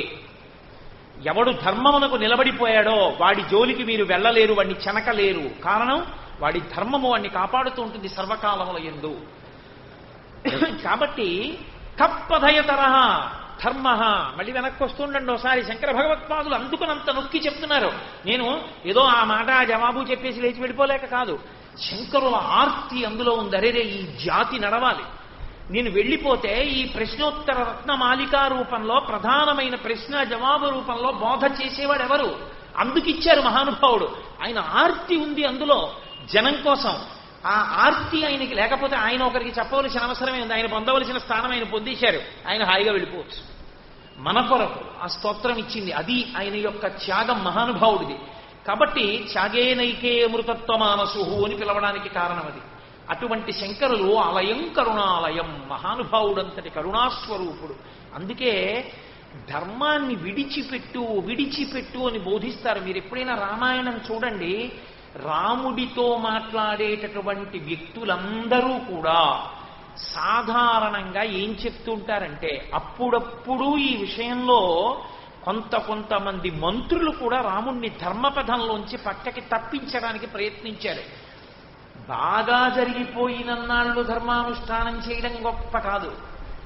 నీకు ధర్మాన్ని పట్టుకోవద్దు, దానివల్ల పాడైపోతున్నావని చెప్పేటటువంటి వాళ్ళు నీ ముందు కోకొల్లలుగా ఉన్నప్పటికీ విడిచిపెట్టకుండా పట్టుకున్నవాడెవడో వాడు ధర్మమునందు అనురక్తి ఉన్నవాడు.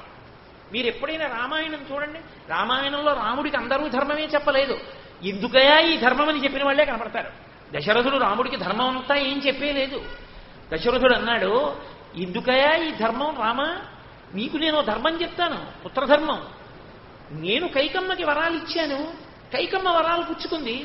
నా మాట అయిపోయిందిగా, నేను ఇస్తానన్న రాజ్యం ఇచ్చేశానుగా. ఇప్పుడు నువ్వు పెద్ద కొడుకువి, అయోధ్యాయాత్మేవాద్య, నేనెవడిని ఇవ్వడానికి? పెద్ద కొడుకువి, నీదే రాజ్యం. కాబట్టి ఓ పంచేయి, భవరాజ్యా నిగృహ్యమాం. ఇప్పుడు నువ్వేం చేస్తావంటే క్షత్రియ ధర్మాన్ని పాటించు.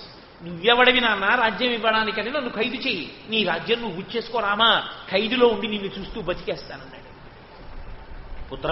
పితృవాక్య పరిపాలకుడిని పేరు పెట్టుకుని నాన్నగారు చెప్పింది చేశానండి అని ఖైదులో పెట్టి రాజ్యం వెళ్ళిపోవచ్చు రాముడు. నాన్నగారు ధర్మం ప్రధానం. వద్దు నాన్నగారు, మీ మాట సత్యం అవడం అంటే భరతుడు రాజ్యం ఏలాలి, అంతేకాని నేను రాజ్యం బుచ్చేసుకోవడం ఏమిటంటే అదే పుత్రుడికి ధర్మం. వద్దు, నా పుత్రధర్మం నన్ను చేయనివ్వండి అని వెళ్ళిపోయాడు రాముడు. అన్ని వేళలా రాముడికి ధర్మమే చెప్పలేదు అందరూ. కౌసల్యంది, ఏమిటి రామ, మీ నాన్న పెట్టి మహర్షిని నేనుండగా యవ్వనంలో ఉన్న కైకమ్మతో ఉంటాడు, ఎప్పుడు రాడు నా అంతఃపురానికి. ఆ కైకమ్మని నమ్ముకుని మీ నాన్నని నమ్ముకుని ఇక్కడ ఉండనా, నీతో వచ్చేస్తానంది. భర్తుక్కిల పరిత్యాగో నృశంసః కేవలం స్త్రియాః సభవత్యన కర్తవ్యం మనసాపి విగర్హితం. అమ్మా, భర్త జీవించి ఉన్న స్త్రీ ఏ కారణానికి భర్తని విడిచిపెట్టి వచ్చేస్తానని అనకూడదు, తప్పు. అట్లా అన్న స్త్రీ ముఖం కూడా చూడకూడదు. నీకు నాకు దైవం తండ్రి, నీకు భర్తే. కాబట్టి దశరథ మహారాజు గారి ఛత్రఛాయల్లో మనం బతకాలంటాడు. అమ్మ కూడా ధర్మం దాటమని చెప్పింది. ఒక్కొక్కసారి సీతమ్మ పరీక్షించింది, నీకెందుకయా ఈ ధనస్సు, అడవులకు వచ్చినవాడివి, ఎందుకయా ఈ పెద్ద పెద్ద ప్రతిజ్ఞలు, రాక్షస సంహారం చేస్తానంటావు ఎందుకు, 14 ఏళ్ళు అరణ్యంలో ఉండిపోయేదానికి కాదు. క్షత్రియ ధర్మం, నేను రాక్షసుల్ని సంహరిస్తాను, బ్రాహ్మణుల్ని కాపాడుతానంటాడు. ఎంతమంది చెప్పారండి ధర్మం వదిలిపెట్టేసేయి చచ్చిపోతూ వాళ్ళన్నాడు.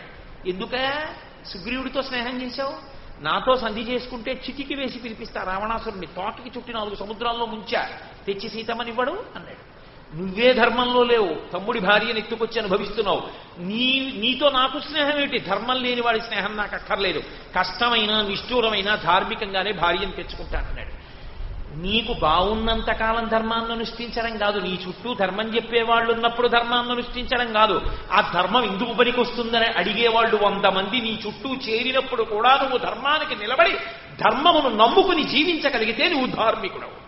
అది ఈశ్వరుని యందు నీకున్న విశేష భక్తి, ఆయన మీద నమ్మకంతో అనుష్ఠించాడంతే. అది ధర్మమన్న మాటకు అర్థం. అందుకని నిగ్గు తేలుతారు.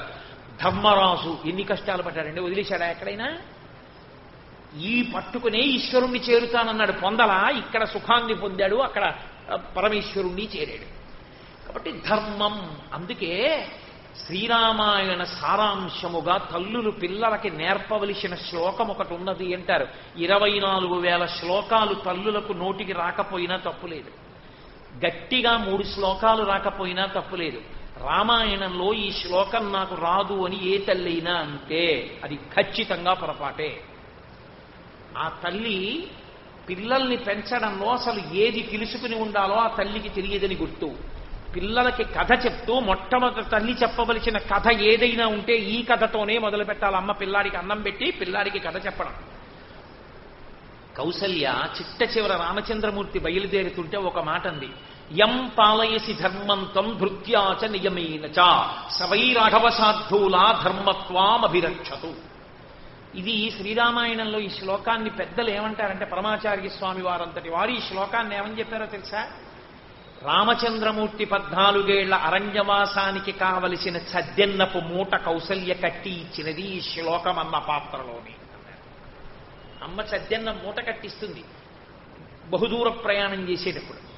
అలా కౌసల్య మూట కట్టి ఇచ్చిన సద్దెన్నపు మూట, అది బలం. ఆవిడంది ఒక మాట, యం పాలయసి ధర్మంత్వం ధృత్యాచ నియమేనచ. రామా, నువ్వు ధర్మం ధర్మం ధర్మం అని పట్టుకున్నావు ఇన్నాళ్ళు. మీ తమ్ముడు లక్ష్మణుడు అన్నాడు, నాన్నెవడన్నాయా రాజ్యం ఇవ్వకపోవడానికి, నువ్వు అను గురోరప్యవలిప్తస్యా కార్యాకార్యమజానత ఉత్పదం ప్రతిపన్నస్యా కార్యం భవతి శాసనం. నిగ్రహించి ఖైదులో బారేసి నీకు రాజ్యం ఇప్పిస్తా, యుద్ధానికి ఎడదాం అన్నాడు. అంటే నిన్న రాత్రి రాజ్యం ఇస్తానంటే నాన్నగారా, ఇవాళ ఇవ్వనంటే నాన్నగారు కాదా? అప్పుడు ఇస్తానంటే ఎంత సంతోషంగా పుచ్చుకుంటానన్నానో, ఇవాళ ఇవ్వని అడవికి వెళ్ళమన్నా అంతే సంతోషంగా పెడతా. తండ్రి మాట సత్యం చేయడం ప్రధానం తప్ప నాకు ఇష్టమైంది పుచ్చుకోవడం నాకు ధర్మం కాదు. పుత్రధర్మం అంటే తండ్రి మాట వినడం అంతే అన్నాడు రాముడు. ఆ మాటకి కదు కట్టుబడి వెళ్ళిపోతున్నావు రామా. ఇదే ధర్మాన్ని ధృత్యాచ నియమేనచ. ధృతి అంటే పట్టుదలతో. ఎందుకని? ఇక నీకు రాబో కాలంలో అనేకమైనటువంటి కష్టములు సంప్రాప్తమవుతాయి. పరీక్షాకాలము. ఎందరో నీకు ఎదురొచ్చి ధర్మాన్ని కాని వదిలేస్తే ఏమైనా చేసేయచ్చనే రోజులు వచ్చేస్తాయి. ఒక చోట రాముడు నిజానికి గీత దాటిపోయాడు కూడా. సీతమ్మ కనపడకపోతే ఇంతటి రామచంద్రమూర్తి ధనస్సు పట్టుకుని అన్నాడు, లోకాలన్నీ లయం చేసేస్తున్నానన్నాడు. వచ్చి లక్ష్మణస్వామి కాళ్ల మీద పడిపోయి అన్నాడు, అన్నయ్య ఇందుకా నీకు గురువులు నేర్పింది అన్నాడు. నిజమేరా, చెయ్యను. ఎవడు సీతమ్మని ఎత్తుకెళ్ళాడో వాణ్ణి నిగ్రహిస్తానన్నాడు. పరీక్షాకాలం రామ, నువ్వు నిలబడవలసి ఉంటుంది ధర్మానికి. ధృత్యాచ, పట్టుదలతో, నియమేనచ. కొంచెం ఏదో పక్క నుంచి అడ్డద్రోమలో అక్కడక్కడ వెడదామన్న భావన లేకుండా ఇదే పట్టుదలతో, ఇదే నియమంతో, సవై రాఘవ శార్దూల, ఓ రాఘవ శార్దూలమా నువ్వు పట్టుకో. ధర్మత్వామభిరక్షతో, ఈ ధర్మము నిన్ను రక్షించి తీరుతుంది. కౌసల్య మంగళాశాసనం చేసింది, ఆశీర్వచనం చేసింది. అమ్మ చెప్పిన మాట గుండెల్లో గుర్తు పెట్టుకున్నాడు. ఎన్నడూ ధర్మమును విడిచిపెట్టలేదు రామచంద్రమూర్తి. ఆ ధర్మాన్ని పట్టుకున్న రామచంద్రమూర్తి జటాయువు వంటి ప్రాణులను ఉత్తమ లోకాలకు పంపగలిగాడు. కేవలము ధర్మమును అనుష్ఠించిన కారణము చేత. ఆయన ధర్మాత్ముడైన కారణము చేత 10 తలలున్న రావణుడు రాముడి చేతిలో మడిసిపోయాడు. ఎక్కడ ధర్మముందో అక్కడ విజయం ఉంటుంది. కాబట్టి ధర్మమే ప్రధానము. ఆ ధర్మాన్ని మరిచిపోవద్దు. ఎప్పుడు వేదమునందు స్మృతియందు చెప్పబడినటువంటి వేదప్రోక్తమైన ధర్మం ఏది ఉన్నదో దాన్ని ముడివేసుకుని కదలడం నేర్చుకో. నీ ఇష్టం వచ్చినట్టు కదలవద్దు. ఎక్కడో ఎవరో చేశారని దాన్ని ప్రమాణముగా తీసుకోవద్దు. ప్రమాణము వేదమే. ఏ కదలిక అయినా వేదము చేతనే నిర్ణయింపబడాలి. అందుకే 40 సంస్కారములను స్మృతులిచ్చేయి. అంటే బాగుగా చేయుట, వాణ్ణి రక్షించడానికి. అమ్మ కడుపులో వాడు పడినప్పుడు ప్రారంభమైనటువంటి సంస్కారము వాడి శరీరము పడిపోయిన తరువాత అంత్యేష్టి సంస్కారంతో పూర్తయిపోతుంది. ఇష్టి అంటే యజ్ఞము చేయుట, హోమము చేయుట, దాన్ని ఇష్టి అంటారు. అంత్యేష్టి అంటే చిట్ట చివర చేయు హోమము. చిట్ట చివర చేసే హోమం ఇంకా ఆయన చేయలేడు, ప్రాణం పోయింది. కాబట్టి ఏం చేస్తారు? అగ్నిహోత్రాన్ని వెలిగించి, ఇన్నాళ్లు ఏ అగ్నిహోత్రాన్ని నమ్ముకొని ప్రతిరోజు తన యొక్క కర్మలన్నిటినీ కూడా హవిస్సుగా పరమేశ్వరుడు చెప్పిన ధర్మమన్న అగ్నిహోత్రమునందు సమర్పించాడో ఆ అగ్నిలోకి ఆయన శరీరాన్ని హవిస్సుగా పడేస్తారు. అందుకని ఇష్టి, అంత్యేష్టి. కేవలముగా శవదహన ప్రక్రియ అనలేదు. వేదము దాన్ని ఎంత అందంగా పిలిచిందంటే అంత్యేష్టి, చిట్ట చివర చేయబడిన ఇష్టి. అది కూడా హోమమే, యజ్ఞమే. అది ఆయన చెయ్యలేదు. ఆయన శరీరాన్ని హోమంలో హవిస్సుగా కొడుకు పడేశాడు. ఎందుకు పడేశాడు? కొడుకు చూశాడు, మా నాన్నగారికి అంత గౌరవం, అంత భక్తి, ఆయన బ్రతికున్నంత కాలం అలా ఉన్నారు. కాబట్టి ఇప్పుడు ఆఖరణ ఆయన శరీరాన్ని కూడా అగ్నిహోత్రంలో హవిస్సుగా పడేస్తున్నాను. హవిస్సు మహాప్రసాదం. కాబట్టి ఇప్పుడు హవిస్సుగా పడేస్తే అగ్నిహోత్రుడు దేవతలకు అప్పచెప్పేశాడు పట్టుకెళ్ళి. అంత్యష్టిగా విడిపోతాడు. అందుకే భారతీయ సంప్రదాయమునందు మనిషిని ధర్మపదము నుంచి తప్పించే ఏ మాట నా చెవిన పడకుండుగాక, అది నా మనసులోకి వెళ్లకుండుగాక. అందుకే ఎప్పుడైనా ఎక్కడైనా ఏదైనా కార్యం జరిగితే భద్రం కర్ణీభి శృణుయామ దేవాహ, మా చెవులెప్పుడు మంగళకర వాక్కులను వినుగాక. ఏవి మంగళకర వాక్కులు? వేదము చేత చెప్పబడిన మాటలేవో అవి మంగళకర వాక్కులు, ఈశ్వర ప్రోక్తములు కనుక. కాబట్టి అందుకొరకు శృతి స్మృతి రామాయణమో పురాణమో ఇవన్నీ వచ్చాయి. ఇవన్నీ నీకు తెలియకపోతే, నీకు ధర్మంలో నిలబడాలని గొప్ప పూనిక కలిగితే, నీకు గురువు లేకపోతే, శాస్త్రం అంగీకరించిన విషయం ఏమిటో తెలుసా? గురువు లేనివారు గురువుగా వరించడానికి ఒకే ఒక్క వ్యక్తికి మాత్రమే వరింపబడడానికి, ఆయన ఒక్కరికే ఈ లోకంలో అధికారం ఉంది. ఆయన ఒక్కరినే గురువుగా స్వీకరించవచ్చు. గురువు లేకపోతే ఆయనే శంకర భగవత్పాదాచార్య స్వామి. ఒక్క శంకర భగవత్పాదుల్ని మాత్రం గురువుగా స్వీకరించవచ్చు. మీకు గురువు లేరనుకోండి, లేకపోతే శంకరుల మూర్తి పెట్టుకుని శంకరా మీరు మాకు గురువు, మీరు మమ్మల్ని నడిపించండి అంటే శంకరులు నడిపిస్తారు. అందుకే ఇప్పటికీ సౌందర్య లహరిలో ఉన్నటువంటి శ్లోకముల యొక్క శబ్దరూపంగా శంకరాచార్యులు వారు ఉన్నారంటారు. కాబట్టి శృతి స్మృతి పురాణానాం ఆలయం కరుణాలయం నమామి భగవత్పాద శంకరం లోకశంకరం. ధర్మమును లోకమునకు చెప్పినటువంటి శృతి స్మృతి పురాణ రూపమైనటువంటి వారు శంకర భగవత్పాదాచార్యులే. అటువంటి శంకరులను గురువుగా స్వీకరిస్తే నీ కదలికలను ధర్మముతో ముడివేయగలిగినటువంటి శక్తి నీకు వస్తుంది. అప్పుడు ధర్మం అనబడేటటువంటి లాగగలిగిన శక్తికి ఇంజన్తో నువ్వు ముడివేసేసుకుంటే, ఆ ఇంజన్ తీసుకెళ్లేది ఎక్కడికి అంటే పరమేశ్వరుడి దగ్గరికి తీసుకెళ్ళిపోతుంది. ఈ కదలికలన్నీ కదిలి కదిలి కదిలి కదిలి చెట్ట చివరికి ఎక్కడికి వెళ్ళిపోతాడు? పరమేశ్వరుడి దగ్గరికి వెళ్ళిపోతాడు. అందుకే మనకి ఎప్పుడైనా చూడండి, మీరు పూజ చేయించుకున్నారనుకోండి, మీరు ఇంకేమీ చెప్పక్కర్లేదు, వెళ్ళి అయ్యా ఇందుకు అని పూజ చేయించండి అని అడగకూడదు.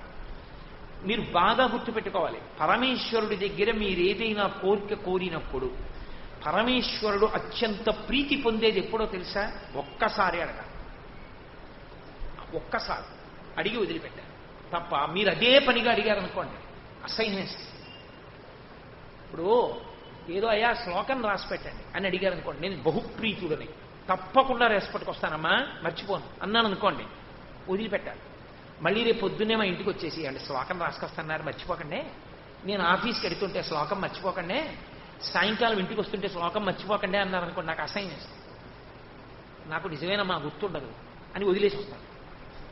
ఈశ్వరుణ్ణి 10 మాటలు అడగక్కర్లేదు. అందుకే కనకధారా స్తోత్రం మొత్తం మీద ఈ బ్రాహ్మణిని అనుగ్రహించు అని శంకరాచార్యుల వారు అడిగింది ఒక్కటే శ్లోకం, ఒక శ్లోకంలోనే అడిగారు. మిగిలిందంతా స్తోత్రం.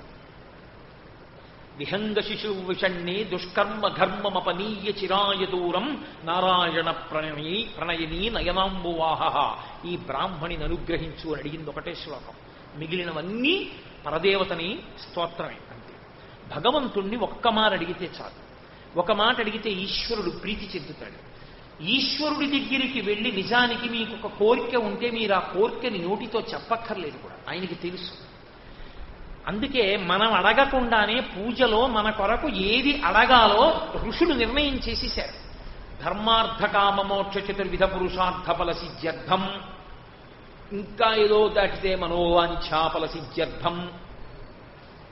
ధర్మ అర్థ కామ మోక్ష, ఇందులో అర్థ కామ ధర్మముతో ముడిపడిపోయి మోక్షాన్ని పొందాలంతే. ఎంత చిత్రం అండి, ఎంత గొప్పగా నిర్ణయం చేశారండి ఋషులు. అర్థము అంటే డబ్బని మీరు అనుకోకూడదు. భోగోపకరణముల యొక్క సమస్త సంపుటికి అర్థమని పేరు. నాకు ఇల్లుందనుకోండి అర్థం, నాకు కొడుకుంటే అర్థం. ఎందుకో తెలుసా? వాడు రేపు పొద్దున్న ఈ శరీరం పడిపోతే గోదానం చేస్తారు, ఈ శరీరం పడిపోతే గయ వెళ్ళి శ్రాద్ధం పెడతాడు. నాకు 10 మంది శిష్యులు ఉన్నారనుకోండి, వాళ్ళు నేను ఈ శరీరం పడిపోయిన తర్వాత గురువు గారి పేరు చెప్పి వాళ్ళు గయ వెళ్ళి శ్రాద్ధం పెడతారు. అందుకని అంతా అర్థం, వాళ్ళు నన్ను ఉద్ధరిస్తారు. నేను నా ఇంట్లో ఓ పాడియా ఉందనుకోండి, అదో అర్థం, అది నాకు పాలిస్తుంది. నా ఇంట్లో ఓ కారు ఉందనుకోండి, నాకు అర్థం నేను హాయిగా సురక్షితంగా ఎక్కడికైనా వెళ్ళొచ్చు, వానలో ఎండలో, అర్థం. సమస్త భోగోపకరణముల రాశి అర్థం. అలాగే కామం కోరిక. కోరికలు ఉండకూడదని ఈశ్వరుడు చెప్పలేదు, ఉండవచ్చు. కోరికలు ఉండడం తప్పు కాదు, కోరిక ధార్మికమై ఉండాలి. అర్థం ఉండకూడడం లేదు, ధార్మికమై ఉండాలి. నువ్వు సంపాదిస్తే ధార్మికం, నువ్వు ఖర్చు పెడితే ధార్మికం.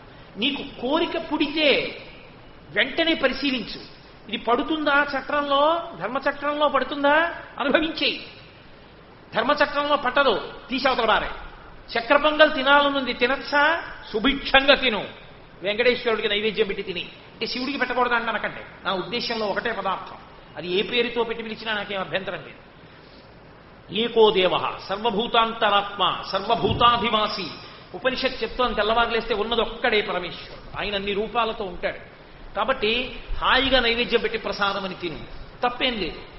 ఓ పంచ కొనుక్కోవాలంది, కొనుక్కోవచ్చా, చక్కగా కొనుక్కో, కాస్త పసుపు పెట్టి లక్ష్మీదేవి కటాక్షం కట్టుకో, తప్పేం లేదు.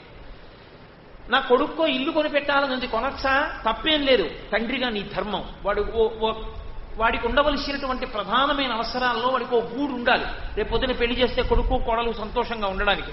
కాబట్టి ఓ ఇల్లు కొనిపెట్టు, నీ దగ్గర డబ్బు ఉంటే, తప్పు లేదు, ధర్మం. పక్కింట్లో ఉన్నటువంటి ఓ బంగారం గొలుసు తెచ్చుకోవాలనుంది, తెచ్చుకోవచ్చా, పట్టదు ధర్మచక్రంలో, దొంగతనం, వదిలిపెట్టేసి. కామం ధర్మంతో ముడిపడిపోవాలి. కోరిక, కామము అంటే ఎప్పుడూ దాన్ని హేయమైన విధానంలోనే మీరు స్వీకరించకూడదు. కామం అంటే కోరిక. కోరిక ధర్మచక్రములోనికి ఎమడదో వదిలేయి. అర్థము ధర్మచక్రంలోకి ఎమడదో వదిలేయి. ఇది నేను అనుభవించకూడదు, వదిలేసే అంతే. ఇది నేను అనుభవించవచ్చు, ఇది నాకు ఇంట్లో ఉండొచ్చు, ఉంచుకో. ఇది నా ఇంట్లో ఉండకూడదు. కాషాయం బట్టుంది, ఎవరో తెలిసో తెలియకో నాకు ఇచ్చారనుకోండి ఒక కాషాయం బట్ట, అది తీసుకొచ్చి ఇంట్లో పెట్టకూడదు.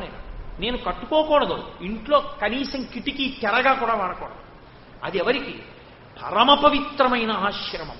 ఆ బట్టని చూసినా, బట్ట కట్టుకున్న వాణ్ణి చూసినా నేల మీద పడి నమస్కారం చేస్తాం. అంత పవిత్రంగా భావన చేసే ఆశ్రమం సనాతన ధర్మంలో తురీయాశ్రమం. 4వ ఆశ్రమం సన్యాసాశ్రమం. ఆయనకొక్కరికే అధికారం కాషాయం వాడడానికి. ఇంకా ఎవరికి దీక్షల పేర్లు చెప్పి, అది చెప్పి, ఇది చెప్పి కాషాయం బట్టలు కట్టుకు తిరుగుతానంటే కుదరదు, అలా కట్టుకోకూడదు. గృహస్థాశ్రమమునందు కాని, బ్రహ్మచారికి కాని, వానప్రస్థకి కాని కాషాయం కట్టుకునే అధికారం లేదు. అంత పరమ పవిత్రమైన రంగు కలిగిన బట్ట కట్టగలిగిన అధికారం ఉన్నవాడు అన్ని కోర్కెలు త్యజించి అగ్ని సంపర్కము వదిలిపెట్టినటువంటి సన్యాసి ఒక్కడే. ఆయనకి అగ్నితో సంబంధం లేదు, ఆయన విడిచిపెట్టేశాడు. నకర్మణాన ప్రజాధనేన త్యాగేనైకే అమృతత్వమానసో పరేణనాకం నిహితం గుహాయాం విభ్రాజతే తద్యతయో విశంతి అని తెల్లవారిలేస్తే కైవల్యోపనిషత్తులోంచి మంత్రం చెప్తున్నాం. సన్యాసి కనబడితే అంత గొప్ప స్థితిలోకి వెళ్ళినటువంటి 4వ ఆశ్రమమునందు నిలబడిపోయిన సన్యాసి ఒక్కడే అంత పరమ పవిత్రమైన కాషాయ వస్త్రాన్ని కట్టుకుంటాడు. తప్ప నువ్వు తీసుకొచ్చి దాన్ని పెట్టకూడదు. కామం, నీకది కట్టుకోవాలని కోరుకున్నా నువ్వు అలా కట్టుకోకూడదు, తప్పది. అది కట్టడానికి వీల్లేదు, నువ్వు దాన్ని విడిచిపెట్టవలసిందే. కాబట్టి కామము ధర్మమునందు ఇముడుతుందా, అనుభవించు. ఇమడదు, వదిలిపెట్టేసే అంతే, తుంచిపారాయి మొదట్లోకి. ఇది